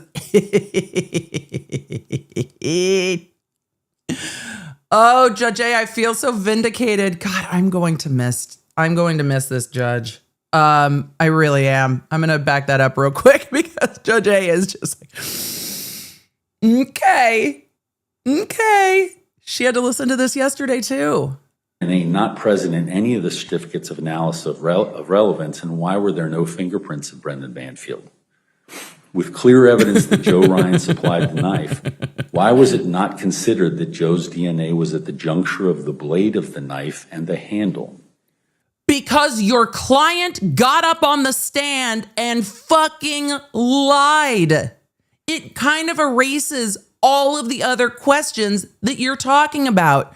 Your client got on the stand and had the most ridiculous testimony. Why wasn't it considered? Look at the dude you're sitting next to and go rewatch his testimony. That's why, Mr. Carroll. And that Brendan Banfield what are we doing? Was not present on that item. Why was it not considered that Joe Ryan hit Brendan on his back after being shot? And the blood analysis shows it was Christine Banfield's blood, indicative of Christine bleeding at the hands of Joe Ryan. And no, I don't think that's what that's indicative of. But and ultimately, Judge, why did we not hear from the Fairfax PD regarding who Joe Ryan was or other officers because it's not relevant in terms of the Commonwealth's case? The co-defendant, even in her testimony and numerous times before that, indicated that she never saw Brendan touch Joe Ryan's body. Your Honor, the jury has spoken, and we must live with the finding, and my client is prepared to be sentenced while these and many other questions remain. I don't have any questions. All right, thank you, Mr. Carroll. I don't have any questions on this Mr. Banfield, one. if you could stand, sir. I don't have any questions on this one. Mr. Banfield's going to stand. I guess she's going to ask him if he has anything to say. Sure. I guess counsel had to say something. It's just annoying because it's just so. Sir, is there anything you wish to say at this disparate. time before sentence is imposed? Yes. Okay. Oh. All right, let's send an app notification because apparently Banfield has something that he would like to say.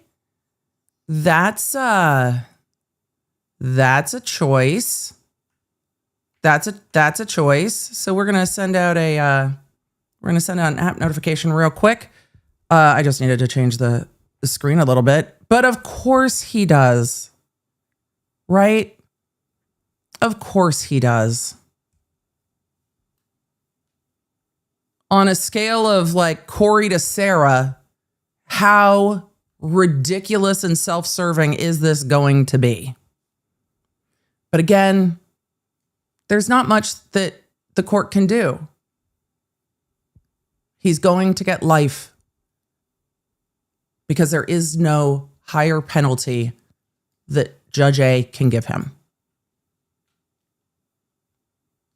And if, all right. Cheers, everybody. Grab your cookie, have a deep breath, and let's see what this is. Also, I guess now he's standing fully next to his attorney. Still not as tall as your lawyer. I'm greatly disappointed in the legal system. This motherfucker. Right, this motherfucker. Bro. Well, here the fuck we go. Here the fuck we go. Here the fuck we go. I'm greatly disappointed in the legal. Emily, are you going to be able to stop pausing? No. Because the fuck. I'm greatly disappointed in the legal system. They figured my shit out. Be greatly disappointed in yourself. Also, cheers again to T. Patrick Smith, who came in and clocked your shit immediately. I'm a little disappointed in the legal system in Virginia because there isn't anything else that you can be punished for. There isn't any other penalty for you. And there is a really, really, really small subsect of cases where more should be an option. And this level of hunting other humans to take the fall for the murder that you wanted to commit is up at the top for me. That's for me personally. However, saving the taxpayers of Virginia some money by not having to have you on like death row and go through all of those appeals and other safeguards is probably better. All right. I'm greatly disappointed in the legal system. So that's the direction we're going. Maybe after sentencing, we'll talk again about your failed career as a streamer. We haven't talked about that in a minute. It's time before sentence is imposed? Yes. Okay. This dude. I'm greatly disappointed in the legal system. No, how hard The system for you? has failed not only me, but also Christine, my daughter Valerie, the Bensons, and the rest of my family. I was found guilty of a crime that I did not commit, but it's actually impossible to have committed the crime, as the prosecution, their experts, and their... Oh my goodness. Oh my goodness. Well, at least he's consistent. in the legal system. Also, I appreciate that. Look, here's what I appreciate. We're backing this up again because this is wild. At least he's consistent.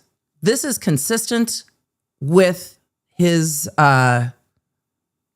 sociopathy. Is that the right word? Emily, you're getting too close to name calling. This is consistent with what we've come to know of him.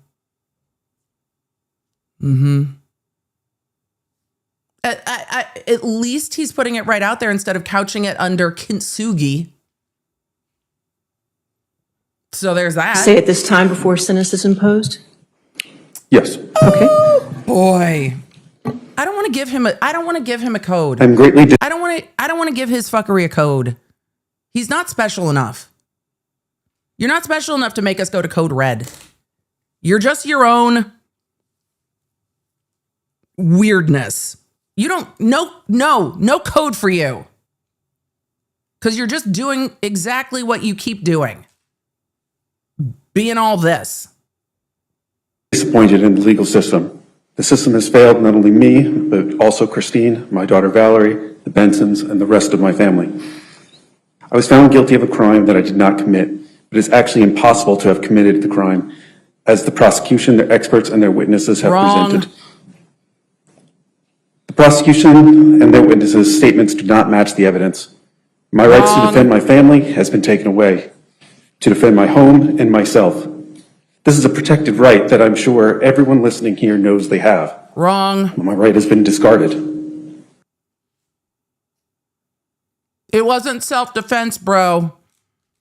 I'm being sentenced on an impossible set of circumstances. The prosecution's catfish theory was forced on detectives. Detectives did not agree with the catfish theory and were harassed, belittled, and then transferred out of their department unwillingly. 3 different digital forensic experts agreed there was no catfish. This includes Fairfax Detective Miller, their expert.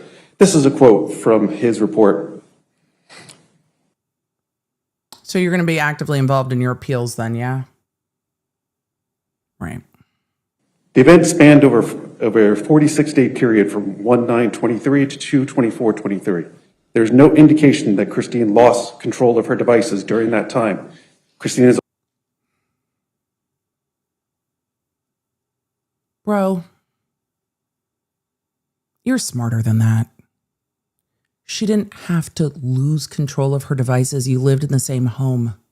You accessed her devices when she wasn't on her devices. If we are focused on she didn't have her phone stolen, she didn't have to. You live in the same house. I cannot wait to see what Judge A has to say to you. Also active.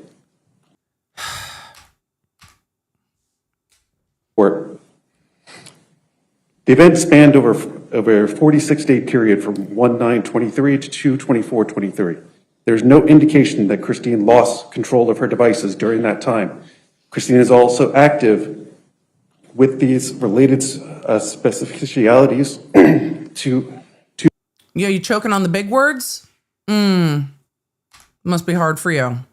With these related specificialities to her during and around the relevant times. Christine also has a pattern of being active on her devices during the relevant times over the year leading up to the period. She was active on her phone at times that someone else could be accessing her laptop in a 2-story house. Weird. This will include consistent email and browser activity between the hours of 2300 and 100 hours. Although Judge A is just like, wow. Although the not detailed, sorry. It's almost like your brain is rejecting the argument that you're trying to make. It's not like you're looking at the court pleading for your life because you're innocent. That's not what's happening here. It's like you're having to go through the carefully crafted words and stick to the script because otherwise your brain is fighting you to deviate. Yeah, it's like your subconscious is fighting with the words you're trying to say. Weird how that happens. Anyone look at a teacher, a parent, and try to explain, no, I didn't do that? Did you buffer like this?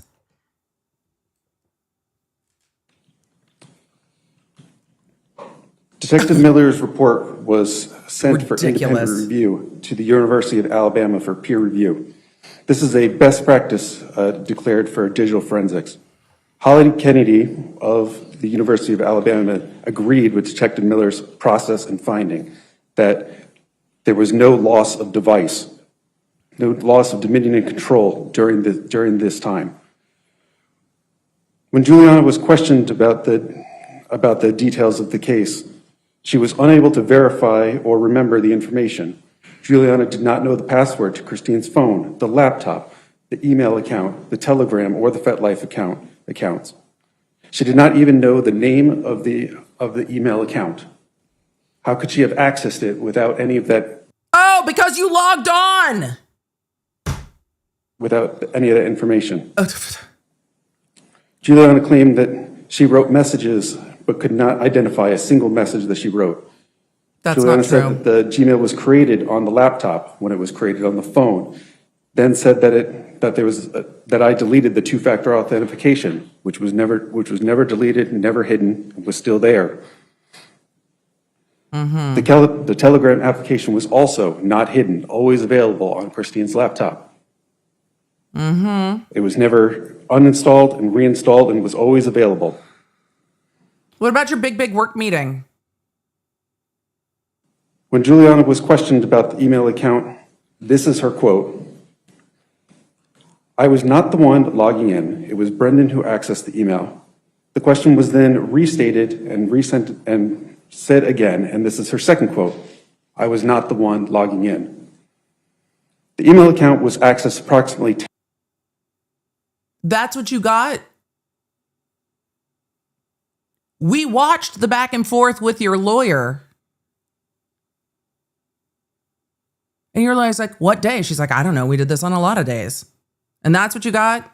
Her second answer was, I wasn't the one logging in. Seriously? 10 times while I was not home. This includes when I was in Maryland at FLETC, a secure government facility that required an appointment and ID verification to enter. Your Honor, I went to a secured government facility. I for sure wasn't home. Did you leave a SIM card on the base too, big guy? Juliana did not enter these email accounts, but they were still logged in. There's only one other person that could access these accounts, and that is Christine. There are also two instances. You are never going to convince me, without Christine telling me herself, that a mother of a 4-year-old with a bleeding disorder was trying to hook somebody up with her for knife play. You're not. No. Nope. Not a chance. Not a chance. Not something that was going to leave bruising on her at work.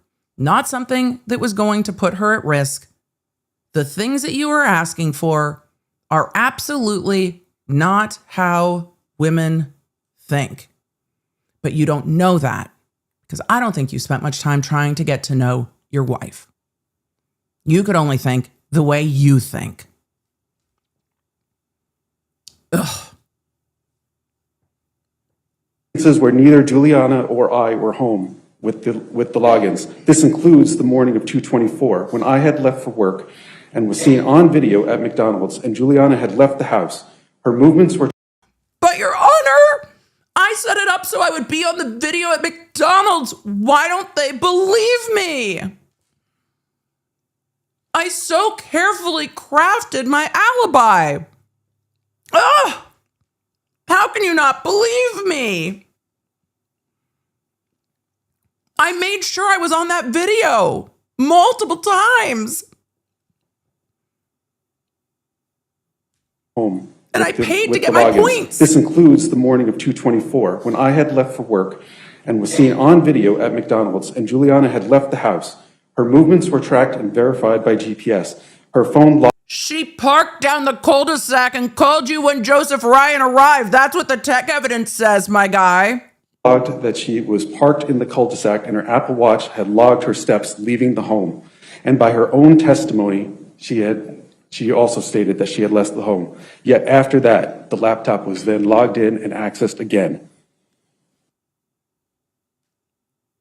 The laptop was logged in and accessed for work, not for any of the other apps, you manipulative, indefensible, onesie wearing. I'm done. The misrepresentations are so ridiculous. There is no dispute that Joe Ryan brought the knife to my home. My DNA and fingerprints are not on the knife. Joe Ryan. I'm going to have to watch this another time. But I don't think I have watched a defendant brag about their plan like this, because he is bragging about all of the things that he did so that he wouldn't be caught. Because he needs everyone to know all of the things that he did so that he wouldn't get caught. And he's going through his plan. But this and this and this and this, I did this, I did this, I did this, I did this. And I think genuinely that he still can't comprehend that he wasn't believed. That he genuinely cannot comprehend that, but I was on McDonald's. I was on the video at McDonald's. Juliana left the home. Christine logged into her work computer. That should have been enough to cover my tracks. He is so skewed through his own view of the things that he did to not get caught that he does not believe that he's been clocked. OMG Gabby said, was it Christine an ICU nurse? She was an ICU and a SANE nurse. So he is retelling us all of his steps in preparation, all of his plan.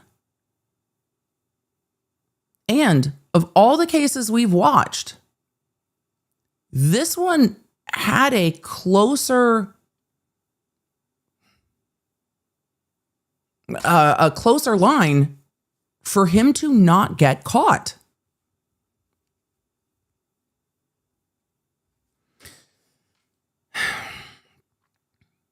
So I'm going to back this up just a little bit as he retells the things he did to set his alibi and set everybody else up so he wouldn't get caught. And I'm going to try to stop interrupting him, but I am just horrified. At FLETC, a secure government facility that required an appointment and ID verification to enter. Wait. If Juliana did not enter these email accounts, but they were still logged in, there's only one other person that could access these accounts, and that is Christine.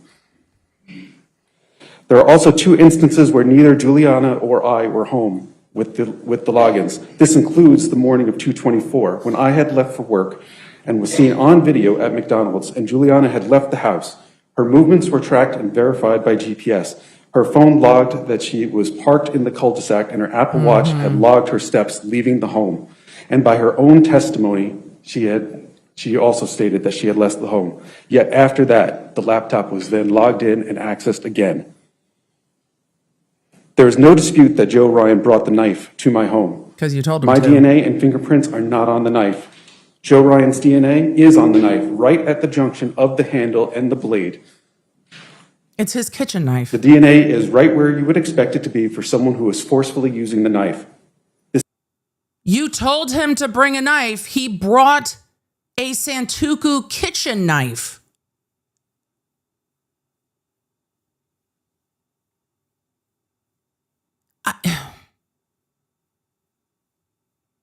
And then you were annoyed by the type of knife it was.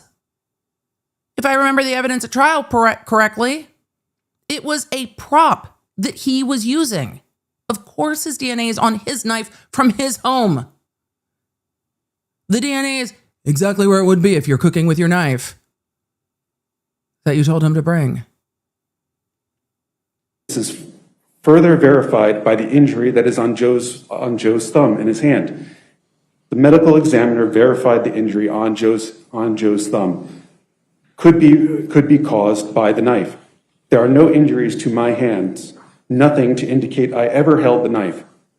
Joe's DNA is also under Joe Ryan's fingernails. Joe's DNA is also under Christine's fingernails, indicating that she tried to fight him off. Joe Ryan's hands have a mixture of Joe's and Christine's DNA. When he got back up and struck me in the back, it was transferred to the back of my jacket. Juliana's original statement on 224 stated that I never touched Joe. She repeated this again in both of her proffers and at trial. The prosecution has repeatedly said that I manipulated the scene and moved. Oh, Judge A's face. Moved Joe Ryan. I never left Christine's side. I only tried to render aid to her. Juliana said that I poured blood on Joe. This does not match the findings of the medical examiner what she said. Or the blood spatter expert, who described that these were transfers and were not as droplets. Christine obtained tickets to the zoo and sent them to Juliana. There was no prompting for this. Christine wrote the zoo on the calendar and in Juliana's schedule. Only Christine could have planned the meeting on 224. The meeting of Christine and Joe was confirmed over a week prior, but only Christine could have chosen 224 because she was scheduled to work. No one else would know that this day would be available. Yeah, that's not what the evidence showed. Also, that's not what her family said in their impact statements today. 224. She had only requested off from work on February 23rd and had not informed anybody else that she was off until then. The Fairfax County Police Department never truly looked into Joe Ryan. No search warrant was ever conducted at Joe's residence. Only 2 women were interviewed about their relationship with Joe, and both found that they were very uncomfortable with him. Both chose not to see him again. One was so uncomfortable that she went to her therapist the next day. These are her quotes.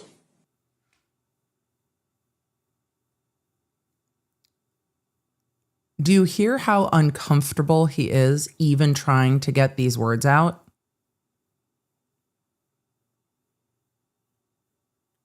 Right. She felt so out of place and that it was dirty and that he was uncomfortable towards her. I am not one to often closely examine people's body language, but look at the way he's shaking his head after he says that. So that she felt so out of place and that it was dirty and that he was uncomfortable towards her. Mm-hmm. I believe only one of Joe's friends was also interviewed. He stated that in a confrontation, Joe would choke or strangle somebody. This matches Joe's social media profile, saying that he studied neck snapping at Harvard. What are you talking about? To add to that, where was Christine stabbed? In the neck, which Joe seems to have a fondness for. I hope his family members walked out and didn't sit through this bullshit. These things are some of quotes from other people, not from me. Joe had previously also cut another woman. It's in his... Sir, trying to conflate consensual sexual encounters and this case are so not the same, because you sought out Joseph Ryan for an encounter that included knife play. So it is not baffling to anyone that if that was something that he was comfortable with, that might be something that he engages in with someone else who is comfortable with it, which is why you were looking for him.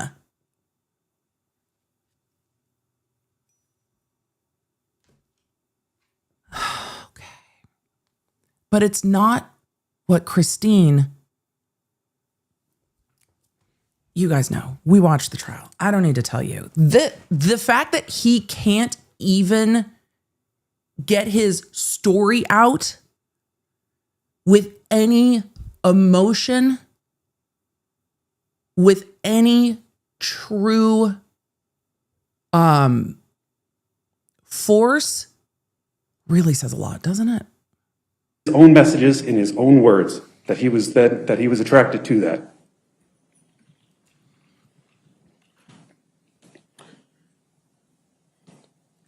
Separately, there's entire internal affairs videos about this case. Okay, put them on during your defense then. So either Detective Bryant or Lieutenant Giacchio is lying based on what they said at trial, because Lieutenant Giacchio denied saying that Juliana was arrested as an innocent.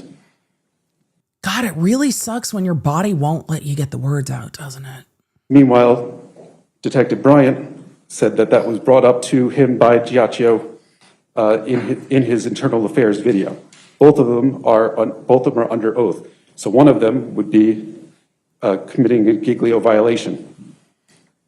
Also, Detective Nielsen stated that Juliana was arrested to get her to flip, and there was no other reason provided. Well, she also shot Joseph Ryan and helped plan a murder, so there's definitely other reasons to arrest her.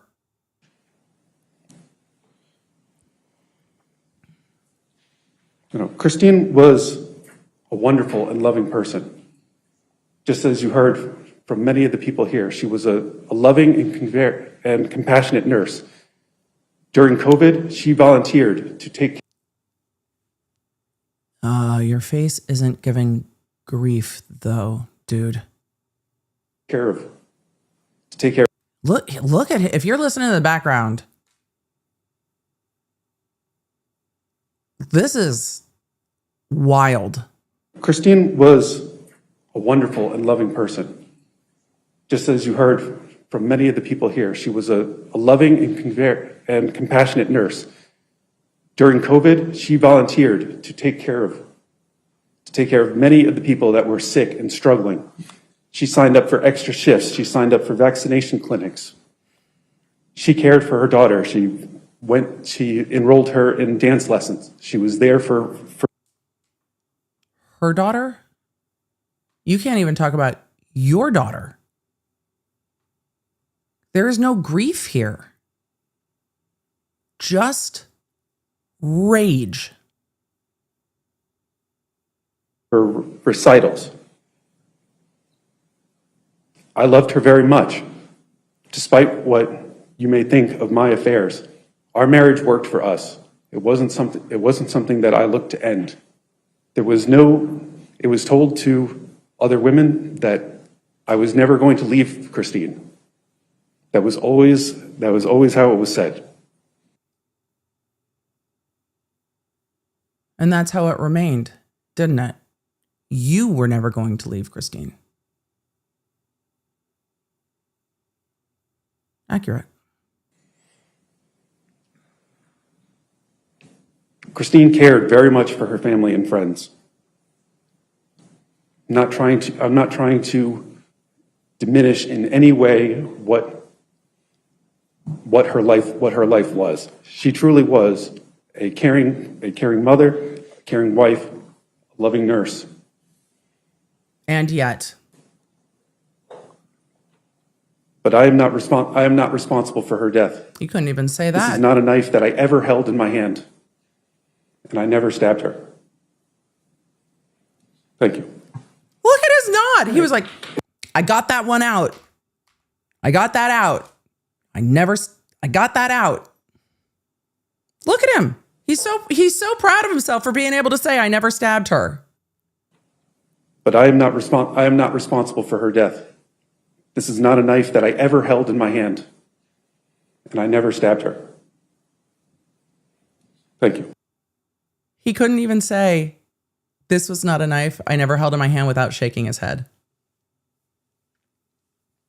Sir, just like your devices, your body is telling on you. Well, that's one option for a sentencing statement from Mr. Banfield. He has told us about all of the things he did to try to show that he had a really good plan. And the justice system has disappointed him.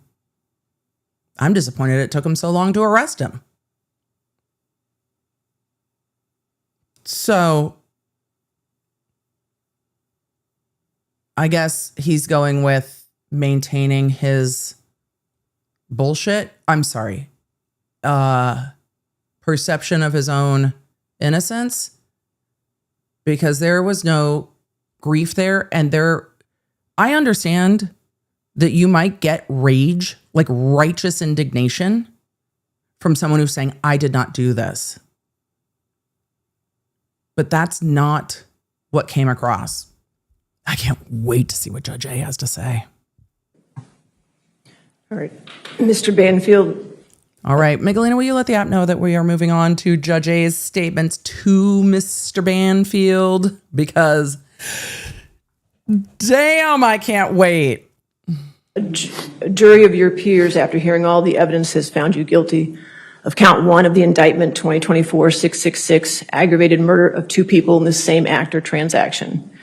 They found you guilty of count 4 of 2024-666, aggravated murder of 2 people within a 3-year period, count 5 of 2024-666, use of a firearm in the commission of a felony, and count 1 of... And yes, the end of the indictment, the last 3 on the indictment, it's the indictment ending 666. That's accurate.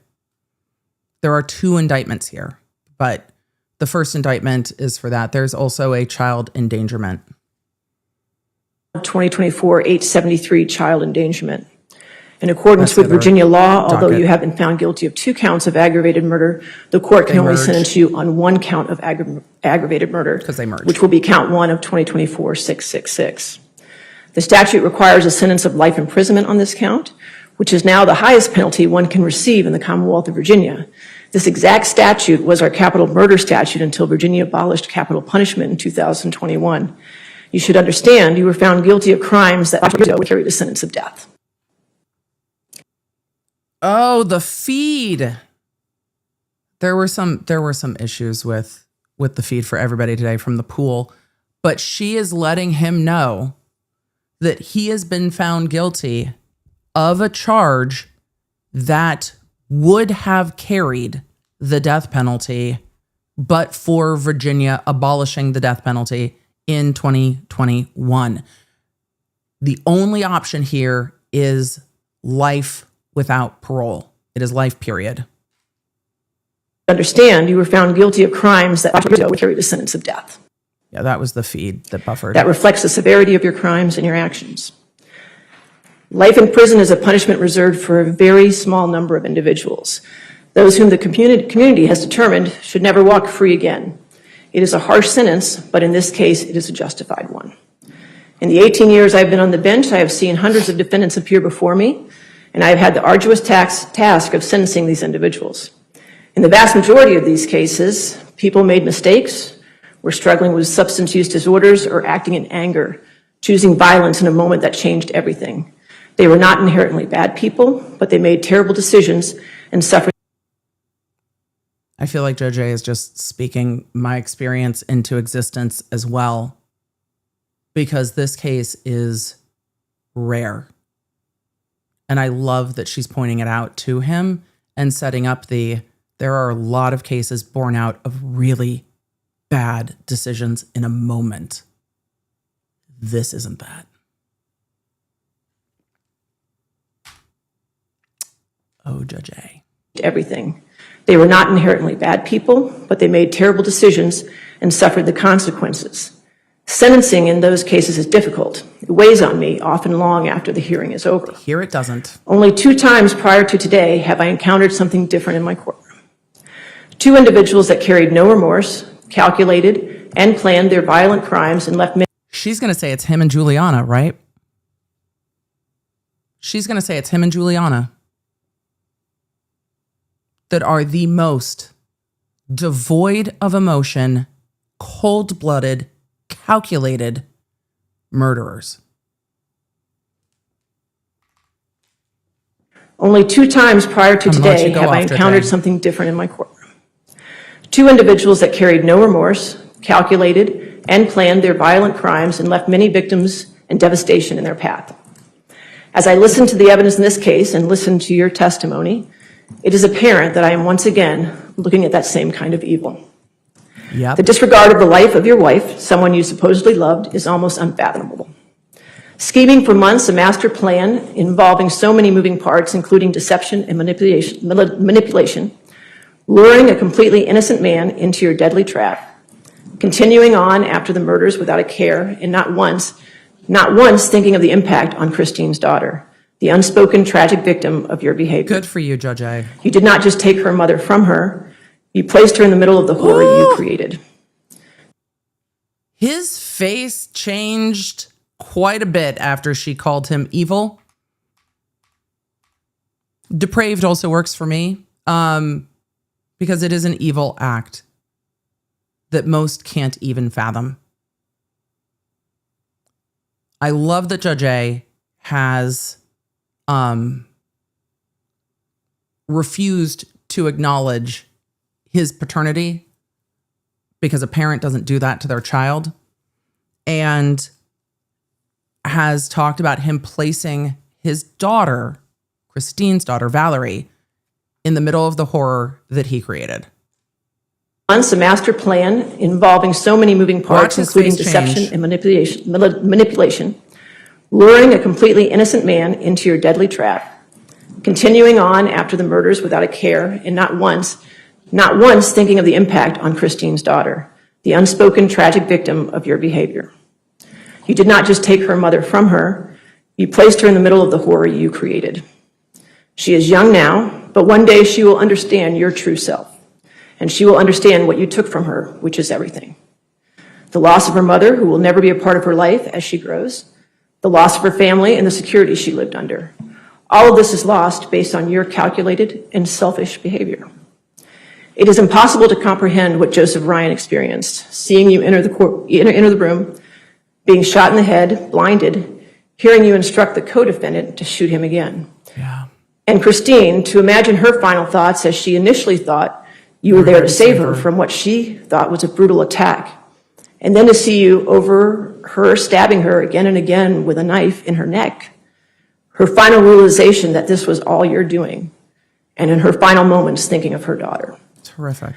The sentence I impose today reflects not only the law, but the judgment of the community.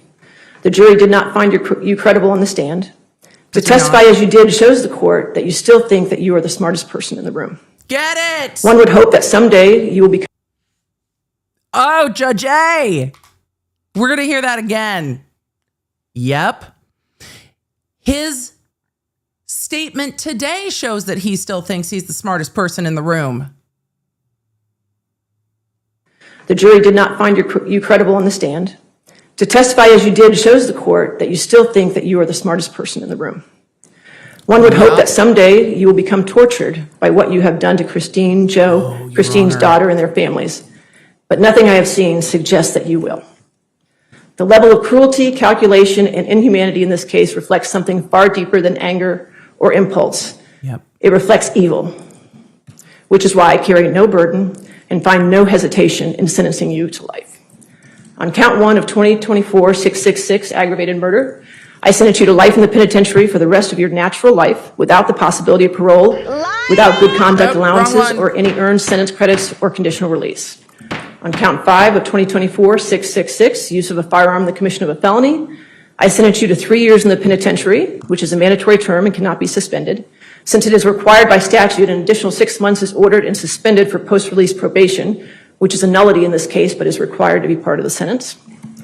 On count 1 of 2024-873, child endangerment, I sentence you to 5 years in the penitentiary. Since it is required by statute, an additional 6 months is ordered and suspended for post-release probation, which is again a nullity in this case, but is required to be part of the sentence. Each of these sentences are consecutive, that is one after the other. And since you've been convicted of a felony in Virginia, a sample of your DNA will be taken and submitted to the Virginia State Police database. That is the sentence of the court. Are there any questions, Mr. Carroll? Any questions? No, Your Honor, but the Commonwealth does have one additional request, if I may. Yes, ma'am. The Commonwealth is asking that a condition of the sentence be that the defendant have no contact with his daughter, Valerie. This is at the request of her guardian ad litem, her therapist, and her counsel. I understand, but I'm not doing any probation, so how can I do a no contact order? Judge, I think with the 6 months of post-release, same action, even though there is no likelihood of those 6 months ever being imposed, they are suspended on the condition as required by statute. This condition would operate similarly. But that would only work for Happen when he's released. Sentences, correct? That is correct. I mean, I can't order him no contact if I'm giving him life in prison. Understood, Judge. I'm making the request. All right, I just have to deny that request. Thank you. They're just going to have to block the number from the prison, which they can do. Which they can do. All right, Mr. Banfield, you have the right to appeal a decision of this court. You must note your appeal within 30 days of the final order of this case. It is my understanding that Mr. Carroll will not represent you on appeal. Is that correct, Mr. Carroll? All right. So, sir, Mr. Banfield, do you wish to hire your own attorney or Mr. Banfield, time for a new lawyer. Mr. Carroll's like, peace out. Peace. He could write letters, but those can also be intercepted, especially given her young age. In 30 days, the final order of this case. It is my understanding that Mr. Carroll will not represent you on appeal. Is that correct, Mr. Carroll? All right. So, sir, Mr. Banfield, do you wish to hire your own attorney or have the court appoint you an attorney? Hasn't been decided. Appoint. Sir, do you have access to any money to hire yourself an appellate lawyer? Maybe your family will help. What do you mean it hasn't been decided? You've had a long time since February to think about this. Well, I'll go ahead and appoint an attorney for you now. Yes. If later on you decide to hire your own attorney, you can do that. Okay, sir? Sure. All right. Since Mr. Carroll told me of his intentions in advance, my clerk was able to find an appellate court-appointed attorney who is willing and able to take your case. So the court appoints Brandon Sloan as your appellate attorney. The court ordered transcripts of the trial back in May, so those should be available now for your attorney to review. So there should be no delay in your appeal, okay? Mr. Sloan, I'm sure will come see you in the next few days. All right, sir? Yes. All right. Is there anything further in this matter? All right. You're a man of the custody of the sheriff. Thank you. And Ms. Gill, I'm going to take a 10-minute recess, and I'll come back and finish the rest of the sentencing docket, okay? All right. Anything further, Ms. Sands? No? All right. The court will be in recess. All right. The court's going to be in recess. The court will finish the rest of their daily docket. This case is done until appeal. I'm sure his lawyer said, good luck to you. And that is the end for Mr. Banfield. May his time in prison,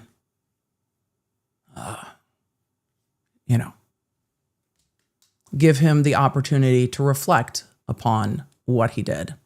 Though I agree with Judge A in this. I don't think Banfield is going to reflect on what he did. I think Banfield's going to reflect on how everyone else got it wrong. And that is going to be for him to ponder for the rest of his life. So, I hope he's really angry that he won't get to play GTA 6. So, Banfield has been sentenced. We knew he would be sentenced to life without the possibility of parole. I appreciate that Judge A was like, there have been very few times in my career that I have not struggled with the weight of sentencing. But today is one of those days where the weight of sentencing is not mine to bear.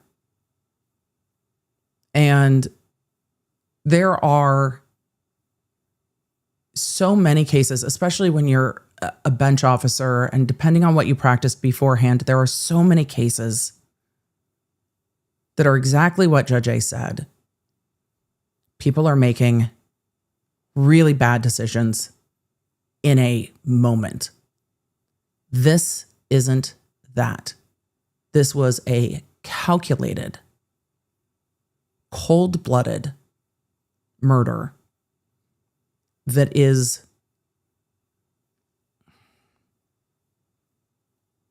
not what you often see with this level of premeditation. And luring in a victim to set up a fake self-defense argument is a different level of calculation. And the bringing of his daughter into the house to support his own ruse is depraved. And Judge A, I think, was absolutely accurate in saying that this is an act of evil. And one would hope that his actions would haunt him in custody, but she doubts that it will. And I think she's absolutely correct on that. Absolutely correct on that. Hidden said, Emily, did you ever have a case where you felt like Judge A did today? Yes. It was a lying in wait witness killing. Yeah. But we're not going to talk about that today. There are very few. But when you see them, you can't unsee them. And lying in wait is it's a different thing. But to the witnesses in this case, like T. Patrick Smith, that came forward and clocked Banfield's bullshit, it's good to see. And for the jury, looking at Banfield's statements, Juliana's statements, I think it reminds us that you can not like a witness and believe them. You can look at a witness and be like, what are you doing? And still believe them. And I think Juliana also showed a staggering lack of remorse. Her decisions were hers, but the jury also, I think, looked at that and believed her story, as it was also bolstered by the digital evidence, and they did not believe Banfield. We're going to go to the attorney statements that were after court. Jillian asked in the chat, are we going to watch his appeal? We'll keep an eye on his appeal. But I don't know if I can listen to, it wasn't a catfish because her devices weren't stolen. I don't know if I can listen to that shit anymore. Because I really, really hate the manipulative word games. If any of you are familiar with someone of his personality, and I think narcissism's in there. I think there's more, but I'm not qualified to diagnose anybody.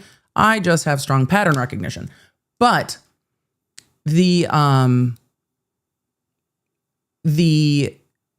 taking a word and twisting the definition and then using that as a weapon is not unfamiliar to those of you who have ever dealt with narcissists. So yes, I'll keep an eye on the appeal. If something interesting happens, I'll let you know. But that twisting of definitions, I hate it. I hate it so much. And that's what they're doing with the it wasn't a catfish. And I don't doubt that there were some in law enforcement that weren't sure what this was when they first saw it, because that's what he created. Reximoto said, did he get 2 counts of life without parole? No. The counts merged because in Virginia, murder 1 is going to be, I believe it's 20 to life. It could be 25. It could be 15. It is an indeterminate life sentence with X amount of years to life on a first-degree murder. On an aggravated murder, there is the opportunity, well, only 1 sentence for life without parole. The aggravating factor in this case that took it from a first-degree murder to an aggravated murder was multiple murder. And because multiple murder was the aggravator, you can only have 1 count of aggravated murder with the multiple murder. In other types of aggravated or special circumstances murder with different special circumstances, you can be charged for each victim. We've talked about this in like the Reiner case, where one of the special circumstances is pecuniary gain. So if you have 2 victims and the special circumstance is pecuniary gain, then you can be sentenced to 2 counts of life without parole, 1 for each victim. But here they merge.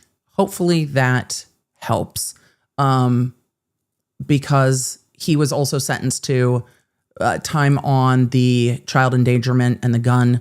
Those are just going to merge with the LWOP. So let's take a look at the statements after sentencing. KYT55 said, when is Judge A retiring? Next month. However, her calendars might wrap up shortly. So she is retiring as of July 1st. It doesn't mean that she won't have time off before then. For those of you that were clocking that there was also supposed to be a hearing in the Corey Richins case today. Yes, there was supposed to be a hearing in the Corey Richins case today. It was rescheduled. So not a worry on that, because it was trailed. So we'll circle back to that. Let's go look at let me go find the link. Let me see. Elena, do we have the link for the press conference in the doc? Maybe I just need to refresh. I will find it. But we have the press conference for you guys. Just give me a second. So yeah, I think Judge A will be done shortly. So let me find that. Link, because I know that we have it. Thank you. And we will hop over to the press conferences for after court. It's going to take me a minute to zoom. I hate to report, though, that there are no llamas outside of the Fairfax County Courthouse this time. So it looks a little bit different because there is not a massive circus of people, but we did have access to the pool feed today, which always takes me a little time. I am still getting used to streaming and running our own feed. You will see me occasionally. It's over here. You'll see me occasionally doing that. But, oh, that's right. They were alpacas. Yes. They were. That's right. They were alpacas. But there is just the elected DA, the lead prosecutor, and the media. So we are going to go to the press conference outside of the sentencing and take a look. I have no idea what they say, but we'll take a look. So to Fairfax, well, the outside of the Fairfax County Courthouse, that's the lead prosecutor. And because everybody's doing public this time, so it's not all on me. What am I'm doing? It sounds like the media is asking her if she has to bring food for her colleagues, which is a very common thing in the LA District Attorney's Office. I just wonder if this is kind of a universal prosecutorial experience. Is this a more universal experience? I'm curious about her conversations with the media. I just want to be nosy. I don't know, you guys. It's not that bad. I was like freezing to death. I think this is lovely. You were just inside. Oh, they're talking about the weather. Also a conversation I love to be. We're going to fly on the wall with the lead prosecutor for a minute because I'm just curious about the conversations. But I relate to courtrooms being freezing. It sounds like it's warm outside in Fairfax today, but maybe it's not. She said, they're like, well, you're in the shade. You guys ready-ish? Yeah. I can tell Steve to come if you have Are you guys ready-ish? Come on. The media's like, we're hot. We're hot. Can we do this? It's really hot. We're boiling out here. It'll just be the two of you? No, Kelly's coming too. Who is? Kelly Right. Sprisler. But none of the families. No, I talked to them. They said they were a hard pass still. Maybe one day was the answer. I can understand why the families don't want to talk to the media, particularly Joseph Ryan's family, when the media spent quite a lot of time in this case. Wondering if Joseph Ryan was, in fact, the murderer. So I can understand why the family is a hard pass on that. I think the family is well within their rights. They said what they had to say in court. They don't have to worry about anyone clipping what they said, changing what they said. I don't blame them at all for not wanting to be a part of it. And not from the sister. Yeah, well, Deirdre you can get, but otherwise. One second. Kelly. Good to go. So I'm just being nosy. It's not that bad. I was like freezing to death. I think this is And you lovely. were just inside. Standard sun. Yeah. They're like, stand in the sun. It's hot. Get a jacket on too, so I give you props for that. You'll start to boil soon. No, we are actually having our office picnic this afternoon. Oh, they're having their office picnic this afternoon. Are you making? No, it's usually 80, but I'm only cooking for 40 because everybody's doing potluck this time, so it's not all on me. What are you bringing? What am I? I'm doing a pork barbecue slider. Here we go. Pork barbecue slider with mac and cheese. I'm already digging what's on the menu for the potluck. Yeah, exactly. I love that the media is like, what time are we supposed to be there? Yeah, damn.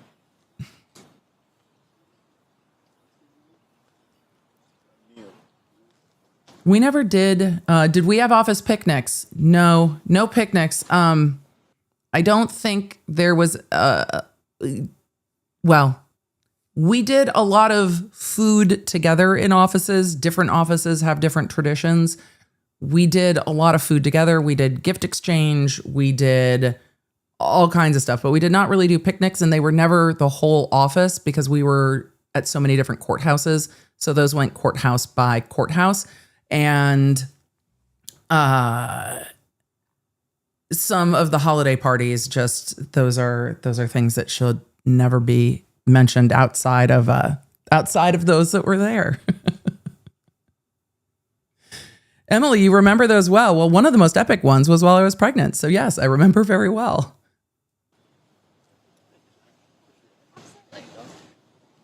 Hello, everybody. All right, that is the elected DA and then the two prosecutors in this case. Thanks, Neil. I appreciate it. Is everybody ready? Everybody set up? Okay, fantastic. Thank you all for being here. Today was the end of a long 3-year journey.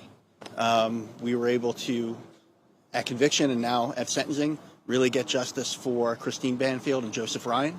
And I think what you saw today was the only appropriate sentence in this case, which is that Brendan Banfield... It was the only legally available sentence, sir. Also, I think what we saw today was Banfield being his whole true self. You saw the mask slip there. We went from the puppy dog eyes, under the brows, to the rage face. Yep. is going to spend the rest of his life in prison. That's what we sought after when we brought these charges. We thought that was the appropriate sentence. That's what he got. I mean, God, the audio just... You were all in the courtroom. I think it is what happened today really showed Brendan Banfield is a remorseless killer. Even today, he tried to make himself out to be the victim in this case. I agree with that. And that's why we think the sentence that he got today, life in prison, no possibility of parole, no possibility of sentencing credits, is the appropriate outcome. I mean, it's the only Who has questions? legally available outcome. He said, who has questions? I was talking over whatever their question was because it's low. Who has questions? How do you describe someone like that is what the media asked. They want him to name call. How do you describe... Sir, can we get a soundbite of you calling him things? You know, he thought he could create the perfect crime. He thought he was smarter than everybody else. I agree with and that. It proved, you know, through trial and the hard work of the police department, through the hard work of our prosecution team, that he wasn't. And, you know, quite frankly, he's an evil guy. This was an evil crime, and he thought he was smart enough to get away with it, and he just wasn't. Drew? Yeah, the Chief Judge touched on it there, but this punishment 5 years ago, 6 years ago, he could have been sentenced to death. Can you kind of talk a little bit about that? Did you see all the prosecutors nod? Yeah, this could have been a DP case, but again, part of the system is that the voters and the legislature, their representatives, get to choose what a community thinks is an appropriate punishment. And there are communities that are like, we disagree that this should be an available option. And they get the right to choose that. So I don't know if it's helpful because the prosecution represents the will of the people. And if the people and their elected representatives chose to change what the available punishments are, then this sentence represents the will of the people in this jurisdiction. This conviction and this punishment in its relationship to what Virginia abolished some years ago. Yes, of course, Virginia a few years ago was a death penalty state. It no longer is. But it still has the aggravated murder charge, which is what we charged Brendan Banfield under. Right. We brought that charge because aggravated murder, regardless of whether it was a death penalty case or whether it was mandatory life in prison, is the most severe charge in our statute code book. It's the most severe charge you can bring in Virginia. And this was a case where the most severe charge was warranted because I will tell you, I have been doing this job for a while. I've been a prosecutor for a long time. I haven't seen a crime like this. Chief Judge Escarati mentioned that there aren't many like a crime that rises to the top in her in terms of her career, in terms of severity and evilness. So the fact that we brought these aggravated murder charges, to us, it was necessary because that was the only charge that reflected the seriousness, the deviousness of this crime. Were you surprised by Brendan's statement there? I can't say the media asked, are you surprised by Banfield's statement? I'm surprised he said it out loud. Honestly, I'm kind of surprised that he said it out loud. Surprised? I think it was part and parcel with how he testified at trial. I think that same character that you saw when he took the stand in his own defense a few months ago came out again here today. A guy who pointed a finger at everybody other than himself. A guy who tried to outsmart the system. But in the final analysis, he did what he did. He was convicted. Now he has to pay. Steve, how were the families who heard him still blaming Joseph and Christine after the hearing? What did they share with you? The media is asking the elected DA about the families. I mean, it's up to them to speak for themselves. They know what Banfield is, and I hope the judge's words bring them comfort. Well, Jenna, do you have anything that you want to share? Sure. Yeah.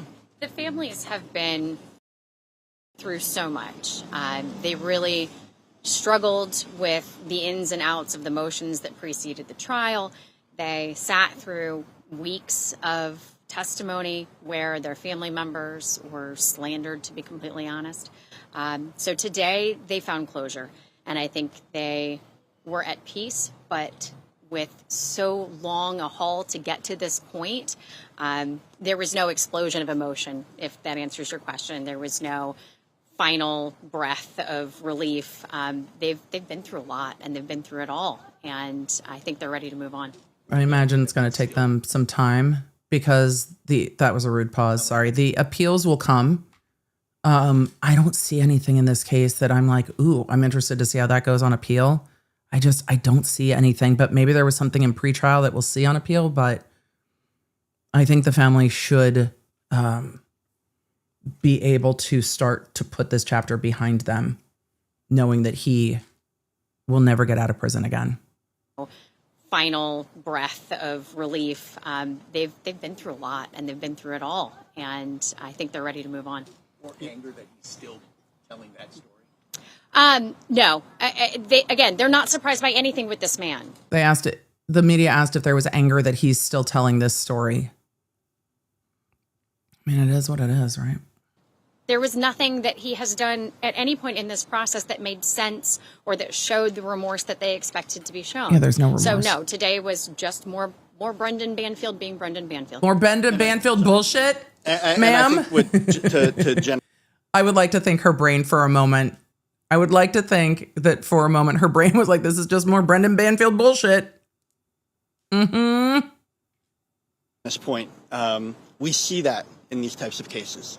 The process is long, and victims of crimes like this suffer so much that, oftentimes a conviction or even a severe sentence can never make these individuals whole. Yeah, it doesn't bring anybody back. We do our best to do justice, but the only true justice would be if Christine Banfield and Joseph Ryan were still among us today. So I always feel that for victims of crimes like these, the journey towards healing is long, but we hope that this is another step in that, because these folks were wrong. They went through so much, and they deserve to be able to heal. They do. Jenna or Steve, at the end you were asking for no contact with the daughter. When the media is asking for Jenna, bro, just let the lead DA answer it. The media is going to ask about the no contact order. I know some of you have asked about it. It was denied just under the statute and the way the statute operates, because the court no longer has authority over Banfield because he's not on probation. So the court can't. Judge A said, I can't order that. I no longer have authority over him. So I do not know if in Virginia, the guardian ad litem for Valerie, because the guardian ad litem is going to be an attorney, could reach out to the prison and put her on a no contact list through the prison versus an order through the court, because the court no longer has, Judge Ascarati no longer has jurisdiction over Brendan Banfield. His case is done. It's going to the appellate court. This is moving on. But it might be available truly through the prison. It might also be available through whatever family court is still ongoing with the guardian ad litem, if there is any family court still ongoing. The judge seemed to think, well, he's going to be in for prison for life. Did you not want him being able to write her or her to go visit him? That was actually a request from the victim's family. And quite frankly, let Jenna answer. They had been through so much that we wanted to ask, that we wanted to at least ask the judge for something that would help. There's got to be a way to do that through the prison, though. We're not surprised by the judge's ruruling, but we felt that it was only right to ask. And was that what you were asking for, that he not write yes. at any point, now? Or, Yes, I mean, I think the family wants Brendan's daughter to be able to grow up as Christine's daughter as possible. Obviously, this is an abnormal situation, but she's a young girl who has her whole life ahead of her, and she has people that are around her that care about her, and they just want to give her the best opportunity to heal and continue on with her life. Is she still living with his family, though? Well, I don't love this question, and unless it is made verified public, I do not comment on the custody situation of minors. Christine's daughter has a guardian ad litem, which means there are people that are neutral, looking out for the best interest of the daughter. I'm not surprised that the media is asking. There is a reason I do not talk about it unless it is very clearly talked about in court. The custody situation of a minor is sealed in court, and the media does not need to know where she is. Knowing that there's a guardian ad litem and therapist involved is all I need to know. There is a guardian ad litem and therapist involved whose job is to look out for the best interest of Valerie. But I don't know what he's going to say, because it looks like Jenna, the lead prosecutor, is like, nope. Because those decisions in family court would be sealed, because family court is very rarely public. And when it involves a minor, is not public. People that are around her that care about her, and they just want to give her the best opportunity to heal and continue on with her life. Is she still living with his family, though? Well, I don't want to get too much into the...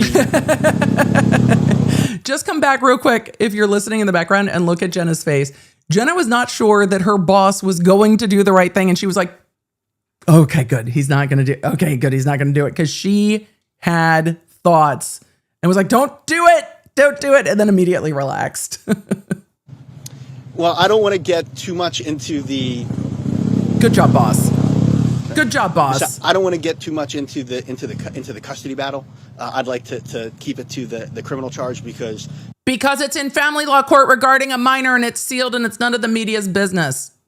Quite frankly, I don't want to step into a family drama that could be painful, particularly when the person at issue is, quite frankly, a little girl. Can you speak to the next step? Sounds like he's going to appeal. Of course. We're not surprised that he would appeal. As a matter of fact, he has pretty much any appeal as a matter of law. Like has an appeal. What'll happen is he has his time to appeal. Appellate counsel was assigned, and the Attorney General's office will be handling criminal appeals as per Virginia code. But quite frankly, you all saw the case. You all saw the evidence. We feel confident that that the police did a wonderful investigation. That we put forward a very strong case.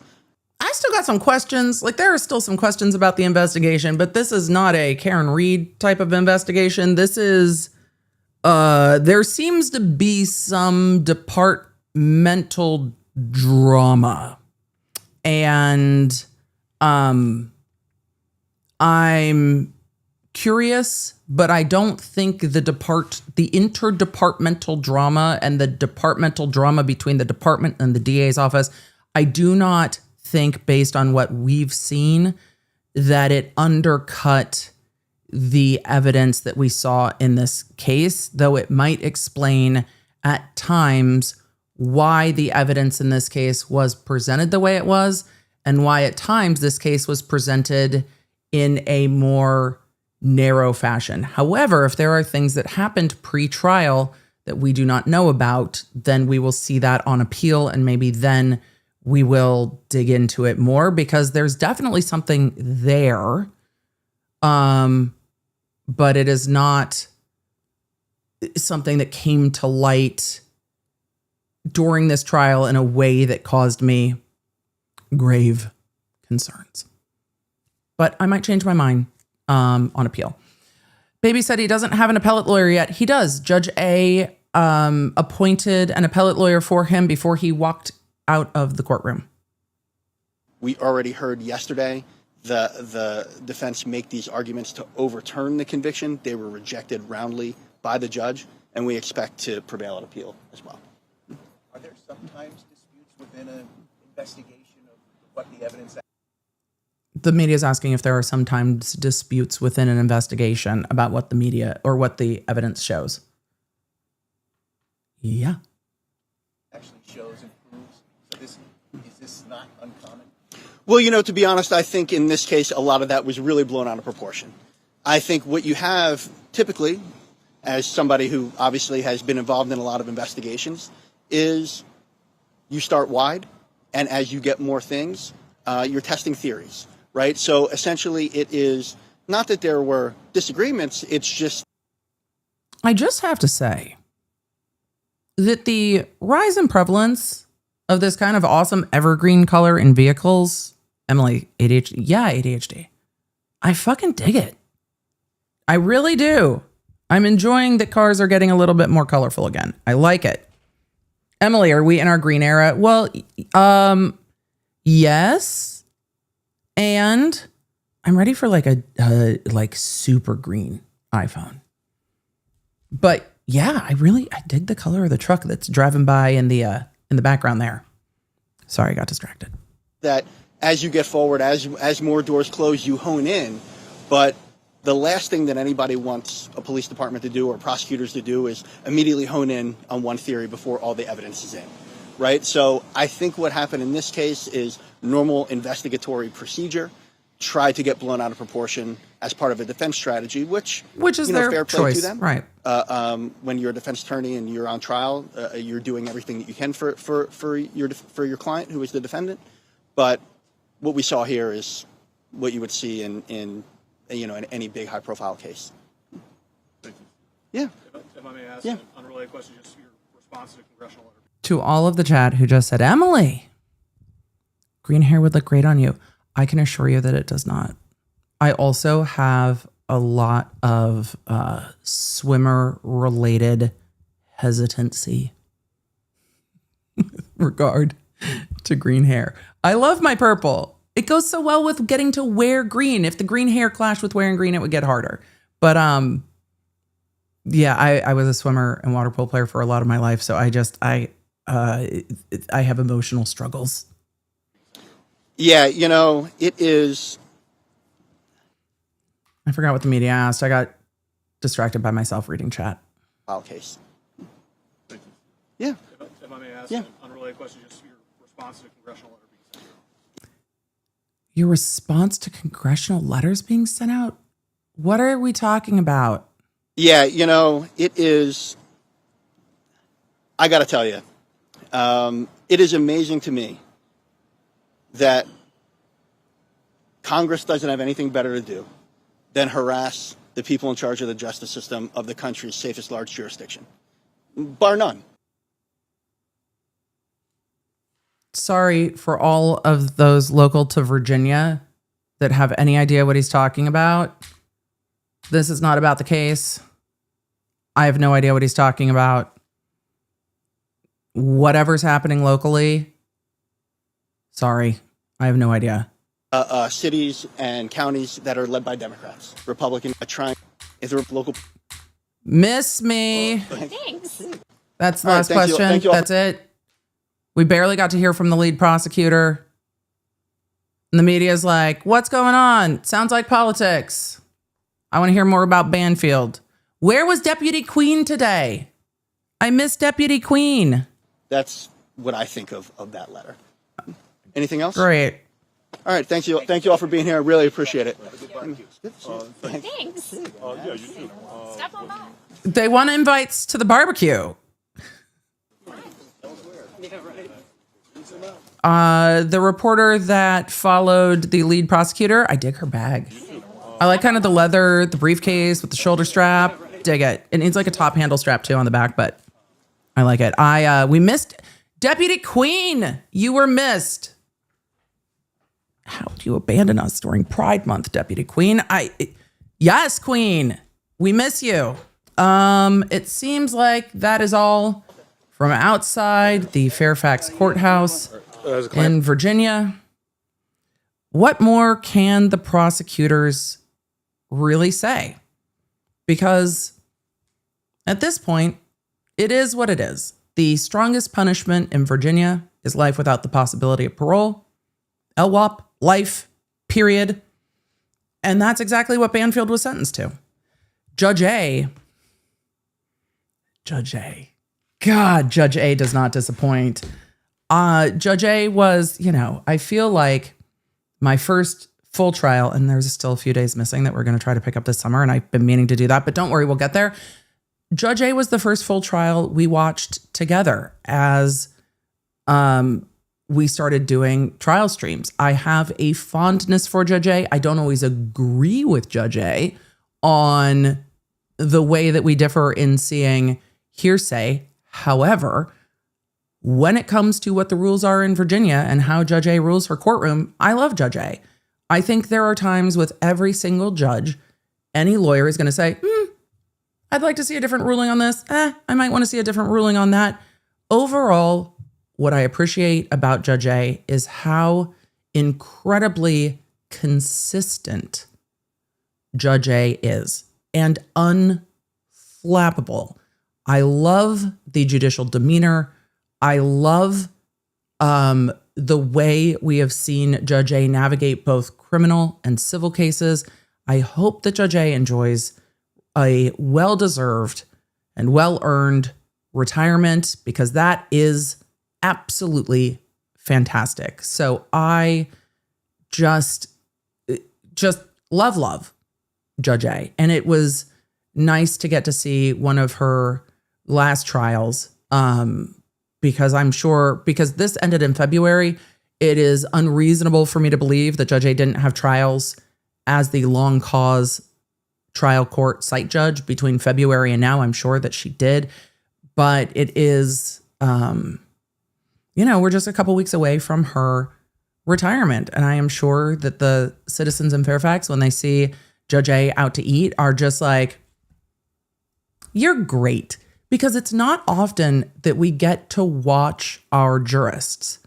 We don't always get to see the judges that we elect, depending on the jurisdiction. We don't always get to see them day in and day out.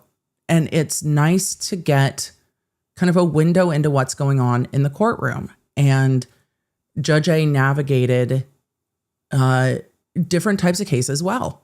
And I loved it. From the moments of looking at Attorney Ben Chu being like, he's just a snarky guy, to looking at Juliana Banfield only being able to sentence her to 10 years, going through a bullet point numbered list. I guess those are different. Going through a numbered list of 10 reasons why she was getting 10 years, and then saying, may it weigh heavy on your soul. Legend. Really appreciate that these trials have brought Judge A into our life. And though I had not originally wanted to navigate the Banfield trial, y'all were like, but Emily, Judge A. And I'm like, fine. Okay, we're in. Don't worry. After the summer, we will find other cases that are going to trial. During the summer, it is going to be hard. I do not like starting a case if I cannot cover each day of it. Sometimes that might be a case on delay. So for all of you asking, what about this case? What about that case? We are going to be adding some new things. Did I say Juliana Banfield? Juliana Moggle-Hayes? Juliana, co-defendant of Banfield. We are going to be adding some new cases to the docket. So do not worry. There will be new cases getting added to the docket. As we go forward, I am trying to balance some of the heaviness of the cases that we have, because we have some incredibly heavy cases already on the docket. And I'm also trying to balance what will be televised and what won't be televised, because it is difficult to cover cases that have very limited media access, because you are getting it not always just what's happening in court. And we saw that in some cases that made me very, very hesitant in, hey, there's limited media access here. How are we going to cover it? So it will just depend, but we will be looking at some other cases. I am not going to be covering trial in the way we've been covering trial this month. We have lots and lots of cases to catch up on. So do not worry. The docket is backfilling, and it hurt my brain when I had to take on my docket Murdaugh from the post-trial docket and then put it back up to the pre-trial docket. And there's motions going on now in the Murdaugh case. They are moving to unseal all of the transcripts regarding the egg lady juror being removed. I'm very curious about that. We have transcripts in other cases that we need to go over. We have motions in other cases we need to go over. And I have pulled a lot of Lego-related litigation.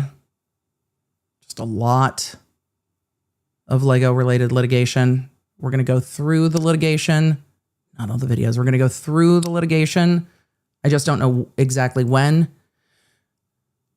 but we will. So there is quite a lot on the docket for the summer, so don't worry. But as for Banfield, he has 30 days to file his notice of appeal. He will have time to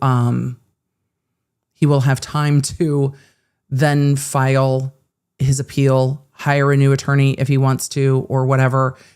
We will keep an eye on the appeal. I'm interested what their arguments are, especially if those arguments relate to things that happened pre-trial, because we did not follow pre-trial in the Banfield case. So I'm curious where that will lead us. I'm going to get to some questions, and then, then we're just about done for this this Good Friday. So, not like the holiday Good Friday. This just a Friday, but the weather is nice, and I want to go outside and prep the podcast for the week. So, Law Nerds, you've got questions. I've got questions. You ready to chat? Let's chat.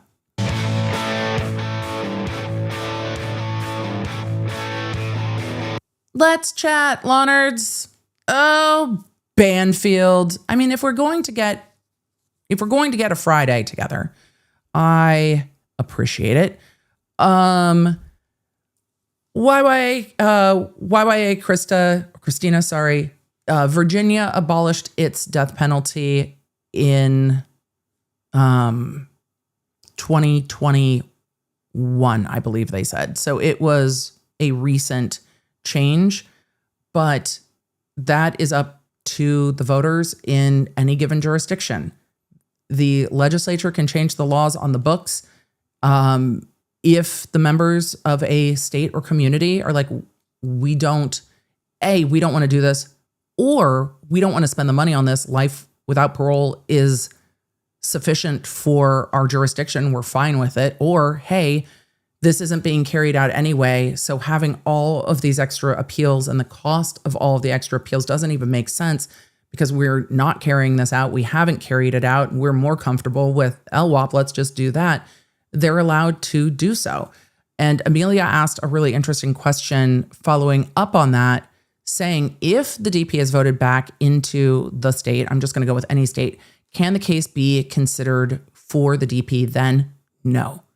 You cannot retroactively go back and increase the penalty. It would be a violation of constitutional rights. You cannot do that. Muher asked in the chat, was that the same reason that Judge M couldn't make a similar order regarding Corey Richards's boys? Judge M said that should go to a different court, the family law court. And yes, Judge M does still have, though, authority over Corey Richards because he does still have a pending case over her. But it is a similar thought process that is probably more appropriate in a different venue, the family law court. And I'm not surprised by that. Saw X fan said, same menu for my son's high school graduation party tomorrow. Perfect. Hopefully it's a potluck. Enjoy graduation parties. It is such a delightful and hard time. And of course, it's just, when you go through those milestone moments, especially covering some of the cases we cover, there is a level of like gratitude and sorrow and all of the emotions wrapped up in it. And the kind of growing pains of how your family shifts and changes as we all grow and get older. And it always just hits so hard as families talk about the fact that those are the moments that are lost to them. And it's palpable when they talk about it. And you know that it is an absolute blessing to have those moments, but the feels are still absolutely there. So I hope that the families see Banfield for exactly who he is in his statements today. Because it was consistent with who he is, isn't it? So the thing about thinking you're the smartest guy in prison is that it's not going to make him any friends at all. Chu Unther said, in my country, we have a saying directly translated as a lie has short legs. Make of that what you will. I think that is a fantastic saying that fits very well for Mr. Banfield because, Yep. Powerpuff asked, is he wearing street clothes? No, that was his jail, like, overalls with buttons. So that was his jail, like, jumpsuit. It is not a two-piece. It is a one-piece with buttons. So that was his jail jumpsuit. It was a good color green, I guess. It was a good color green. So I appreciate that. That was his. It was not street clothes. Though they allowed him to be not handcuffed as he was in court. Sometimes they are, sometimes they're not. Corey was handcuffed. It's depends on the jurisdiction, truly. I was actually surprised that at sentencing, they had Corey in handcuffs. I expect them to walk into court in handcuffs and then normally expect their hands to be uncuffed during sentencing, but they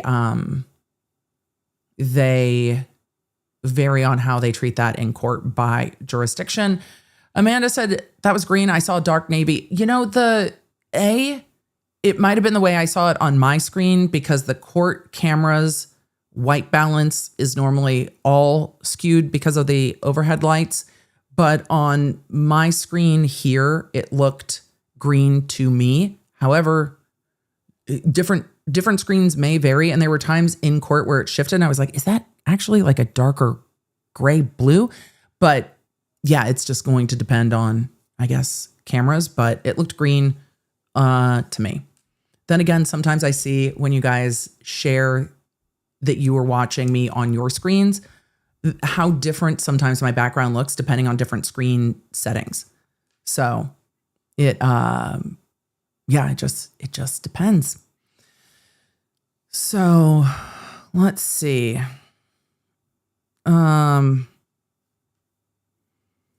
Any word on the Courtney Clenny trial yet? I have not been following it closely. I do not know when it is set to go to trial.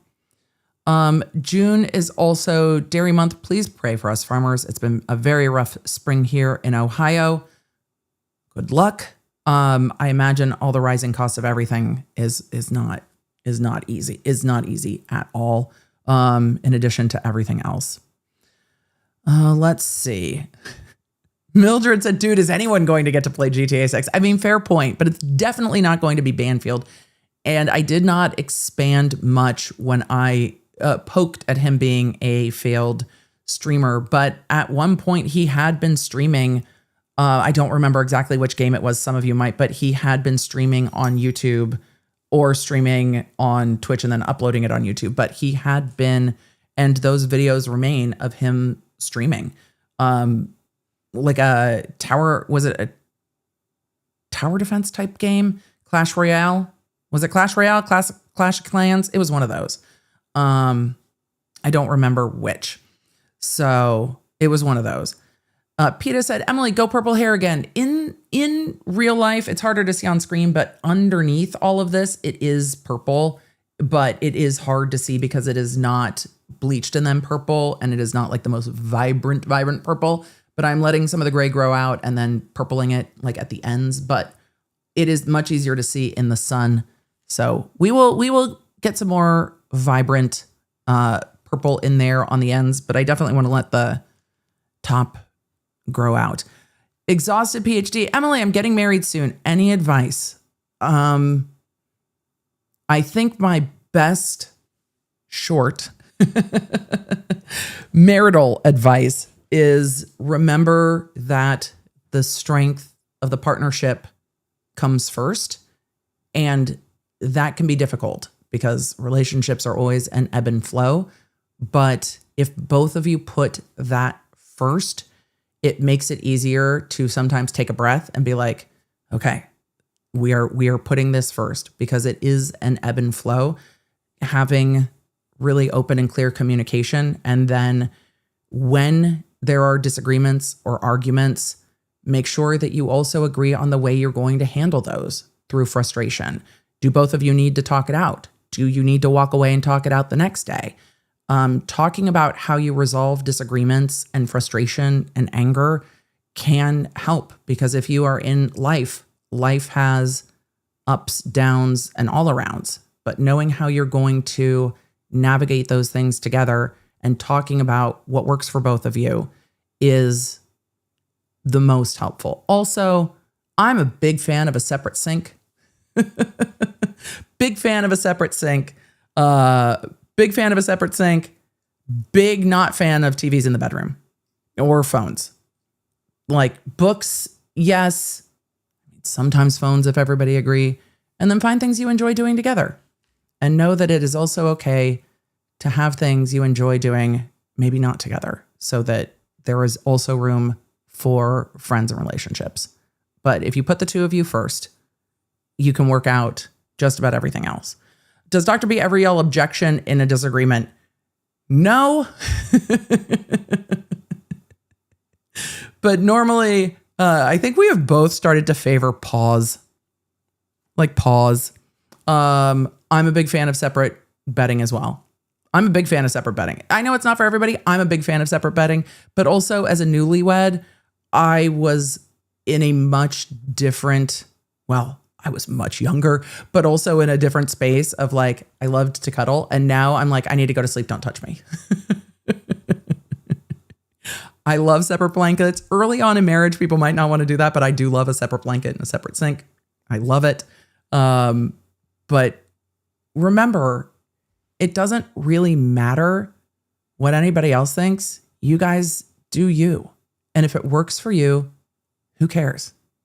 Like there are, I'm sure there are things everyone does in their marriage that people are like, wait, what? And it's like, yeah, that's what works for us. And you have to try to navigate it. And the more you can explain where you're coming from and then see where your partner's coming from, the easier it is for you to both, even when you're frustrated, have empathy for each other. And there's some things that your partner might do that you have to choose to just say, I'm going to just let that be. I'm going to just let that be. So remember, you build what works for you. I know people who love separate bedrooms. Sleeping is the most important thing. You need to be comfortable when you sleep. If you are not comfortable when you sleep, everything else gets fucked. So figure out how you're comfortable where you sleep. There are some that, due to snoring or temperature or schedules, night owl, not night owl, what have you, have just different sleeping arrangements. It's completely fine. It's totally fine. Do what works for you. Protect your sleep. Have fun. And always put, hey, it's important for the relationship. There are things my husband does that make me crazy. There are things I do that makes my husband crazy. And we have to figure out how to navigate those things. I'm very ADHD, and time is a construct. Dr. B and G are very much this is the time we are leaving, this is what we have to do. Sometimes that means we drive separately. Does it seem silly? Maybe to some. Does it save everyone's sanity? Yeah, because everyone's more comfortable. And so does that work best for me and for him? Yeah. Sometimes he's like, I wish you weren't running late. I'm like, yeah, I wish I was a little bit taller. I wish I was a baller. I wish I didn't have complete time blindness. However, we're going to work with where we're at and make it work. So, that is what it is. So hopefully that makes sense. And enjoy each other. And always find a way to have fun. Because ultimately that's what matters at the end of the day, is that you have fun with your partner, because they're the person you're going to laugh at life at when it's ridiculous. And they're the person that's going to be there when life is hard. And they're the person that's going to be there when life is great. So that. And then it's from there, you navigate life together. Pesky pirouette. You might be a time optimist. I'm stealing that immediately because that's exactly what it is. I'm like, no, I can totally get all of this done. No, girl, you cannot. No, you cannot. No, you cannot. Nolan said, I do that too, taking separate cars. If I want to leave early, I can. If they stay, if they want, yes, absolutely. And again, do what works for you. Do what works for you. And I think that what I love is that I think we have gotten to a place, hopefully, where relationships, it's acknowledged and expected, hopefully, that relationships can be varied and different. And so whatever works for you works for you. As long as you two are happy, it's fine. Mastermind, we take this very seriously. Mastermind said even grocery shopping together is a date. Yeah, we take this very seriously.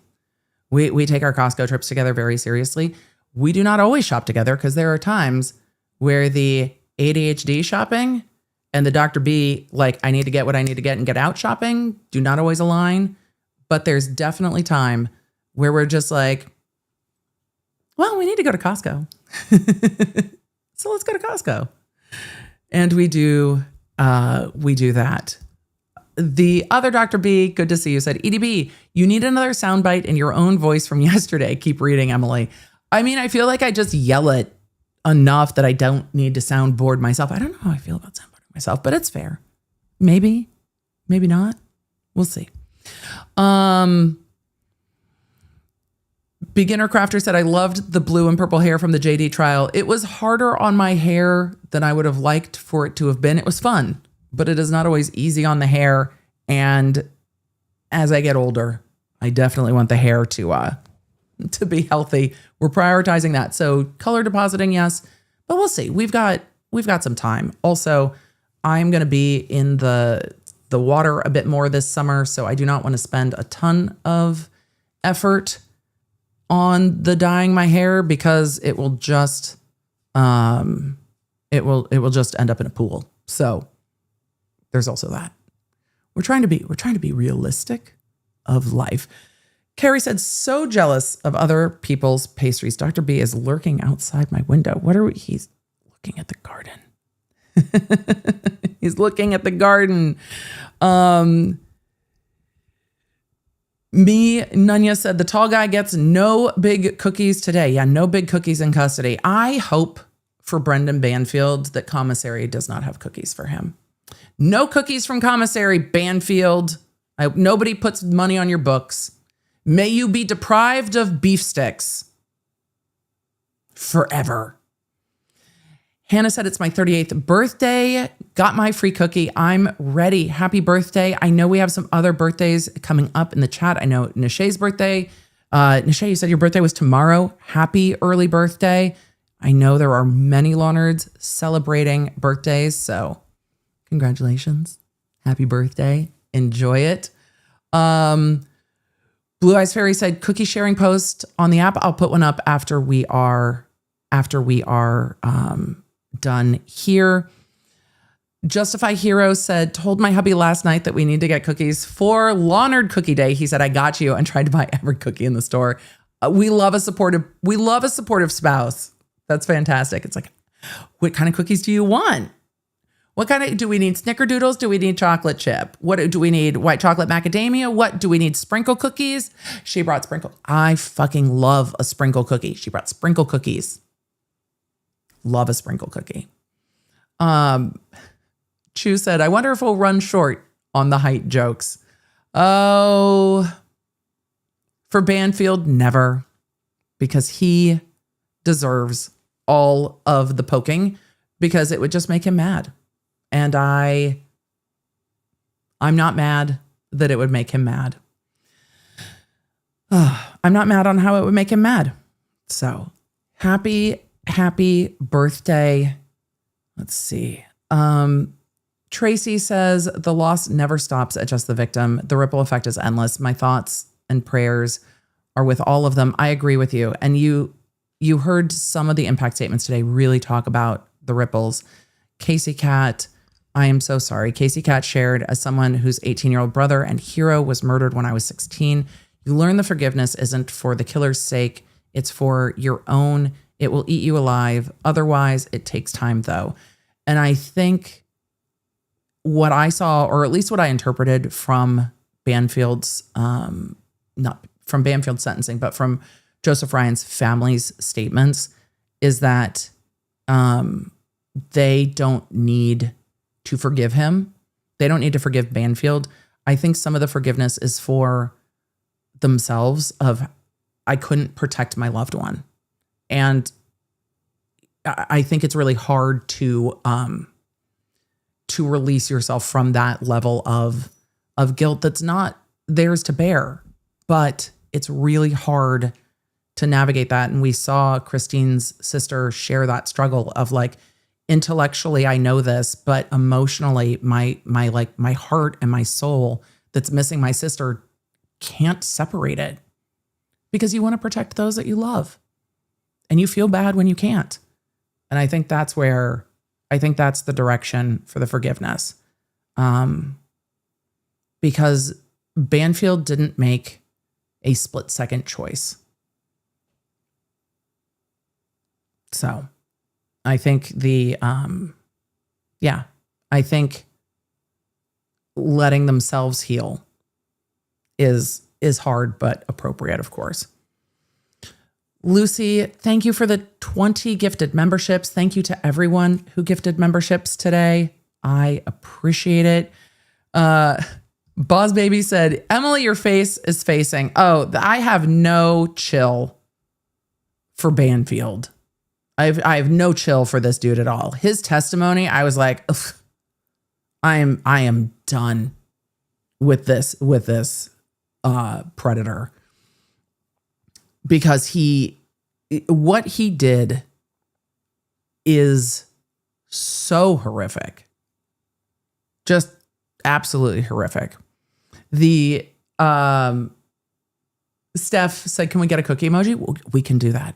I will put a note to work on that this weekend. We can do a cookie emoji. I mean, it did take me months to get a keep reading emoji because I kept forgetting, and I also need to change our liar soundbite on the soundboard, but I will put it on the list. I will put it on the list to get us a cookie emoji. I'm going to try to get through a few more of our questions and comments.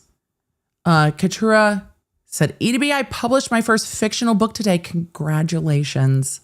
I hope you get to enjoy today and the days to come in publication and in sharing it. I hope that it is a wonderful weekend and much success. The Lauren asked, did you see the 2020 episode with Corey's jurors? No, I don't think so. If it came out this week, I did not. I know there was an episode of something that I saw, but if it's newer, I don't think so. It has been a week. I saw the interviews they did with Nate Eaton a while back, but I did not see that. Emily Outdoors. I am so sorry. This has got to be a very uncomfortable case. Emily shared that her ex created a FetLife profile, shared my gym location and routine with men online, pretending to be me and sharing false fetishes. This case reminded me of how lucky I am that I got out. I am so sorry. And abuse in that way in the modern age is scary. And I am so glad that you got out. And I'm glad that you shared it so people know they are not alone. The sharing your location and putting your own safety at risk is really just horrific, harassing abuse. It's getting to the core of people's sense of safety and rattling that. I don't need to tell you. Does just so much harm. So it is, it's awful. So I am sorry, and I'm proud of you, because it is not easy to get out, especially if somebody's willing to go to that length.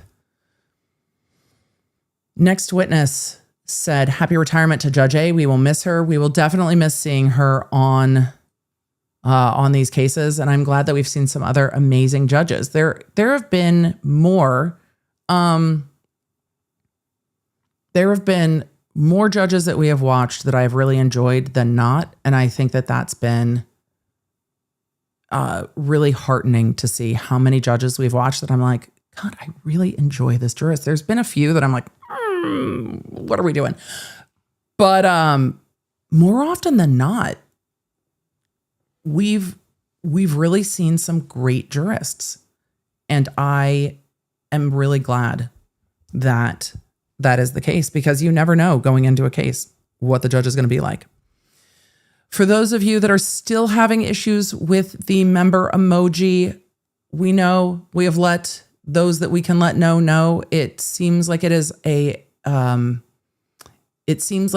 issue confined to mobile users of the YouTube app, and it is known, but I don't know what we can do, but it is known. So we have made it known. I have no idea, but we have made it known. And I was told this morning that was being escalated again, since it is an ongoing problem today. Chu said, this is the classic, I reject your reality and substitute my own. Yep. Absolutely. Absolutely.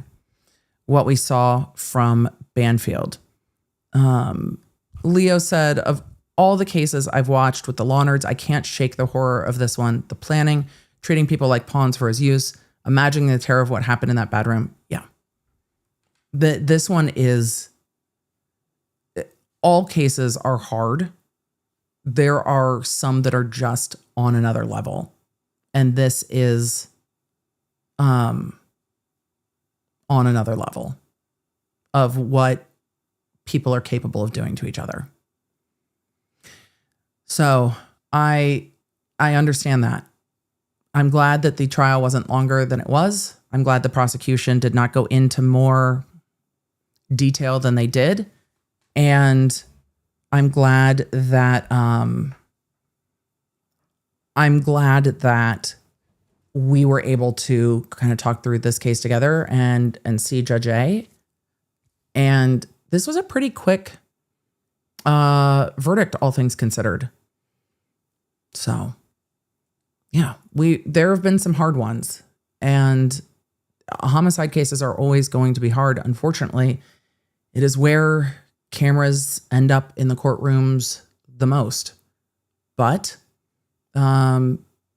as different civil cases also pick up attention, maybe that will start to change, or maybe we could just start to change it and decide getting your own cameras in the courtroom is not always easy, but I think it's becoming more and more possible. So that's fantastic. Because why not? With that, law nerds, it has been a Friday. Thank you for joining me for sentencing. They are always emotional days, but it is always nice to see justice being done and a judge that we enjoy so much. So next week, I will be back streaming. If you don't have the Law Nerd app at lawnerd.com. We will have a new episode of the Emily Show podcast for you on Monday. It is my intention, unless there is court hearings that I have not accounted for, which when I update my docket, then I will know. But it is my intention to be streaming next week, just our normal Tuesday, Wednesday, Thursday, and catching up on the things we haven't caught up on yet. There should be some updates in the David case the following week. We'll start to see when that's going to go to preliminary hearing, and then we will start to see what some of our other cases are going to be doing. So that's what I'm looking at as we get later into the month of June. Remember, the David case is going to be not streamed or televised. That is in Los Angeles. There are new hearings coming up in the Michael McKee case. We haven't circled back to that in a minute. It's just been documents and then hearing settings. So we will circle back to that as that gets more underway towards trial in the murder of the Tepes. I am keeping an eye on the Keefe D prosecution out of Las Vegas for the murder of Tupac. There is another Vegas case that I am keeping an eye on that I don't know yet that we might be covering. So there are some things that we are going to be adding to the docket. And there's some appeals that we have just recently added to the docket. So I am fascinated now by the Sharilla appeal. I need to see what happens with this. But it was a leap year. But, Your Honor, pretty if you please, it was a leap year. I swear I wasn't a day late. I promise. Riveted. Absolutely riveted. Lindy, yes, I am. I'm keeping an eye. I don't know. I don't know yet. If, when, how we will cover it. But yeah, I'm keeping an eye on it. But Your Honor, it was a leap year. I'm obsessed. I can't even. I have to know what the Ohio Supreme Court does. I want to see all the arguments. I'm invested. I'm invested. So with that, Law Nerds, I will say, Lyndon, Your Honor, clock drift. Clock drift. Oh, right? I want to know all. I want to know all about it. I want to see what the court does. I am waiting for the Afroman appeal because Afroman is appealing. There's stuff coming up, and focusing on the leap year of it all at least is a little less heavy than some of the other cases that we're covering, right? All right. With that, Law Nerds, it's great to see you. Have a great weekend. Thank you for being here. Thank you for being a Law Nerd. Take care of yourselves. Take care of each other. Big hugs, and I will see you soon. Bye. Thank you for joining me. Make sure you don't miss a live stream or any of the updates on the cases that you care about most with the Law Nerd app at lawnerdapp.com. It's a free download on iOS and Android, so I can keep you in the loop. Because you never know when something's going to pop off. Thanks for being here, and thanks for being a Law Nerd.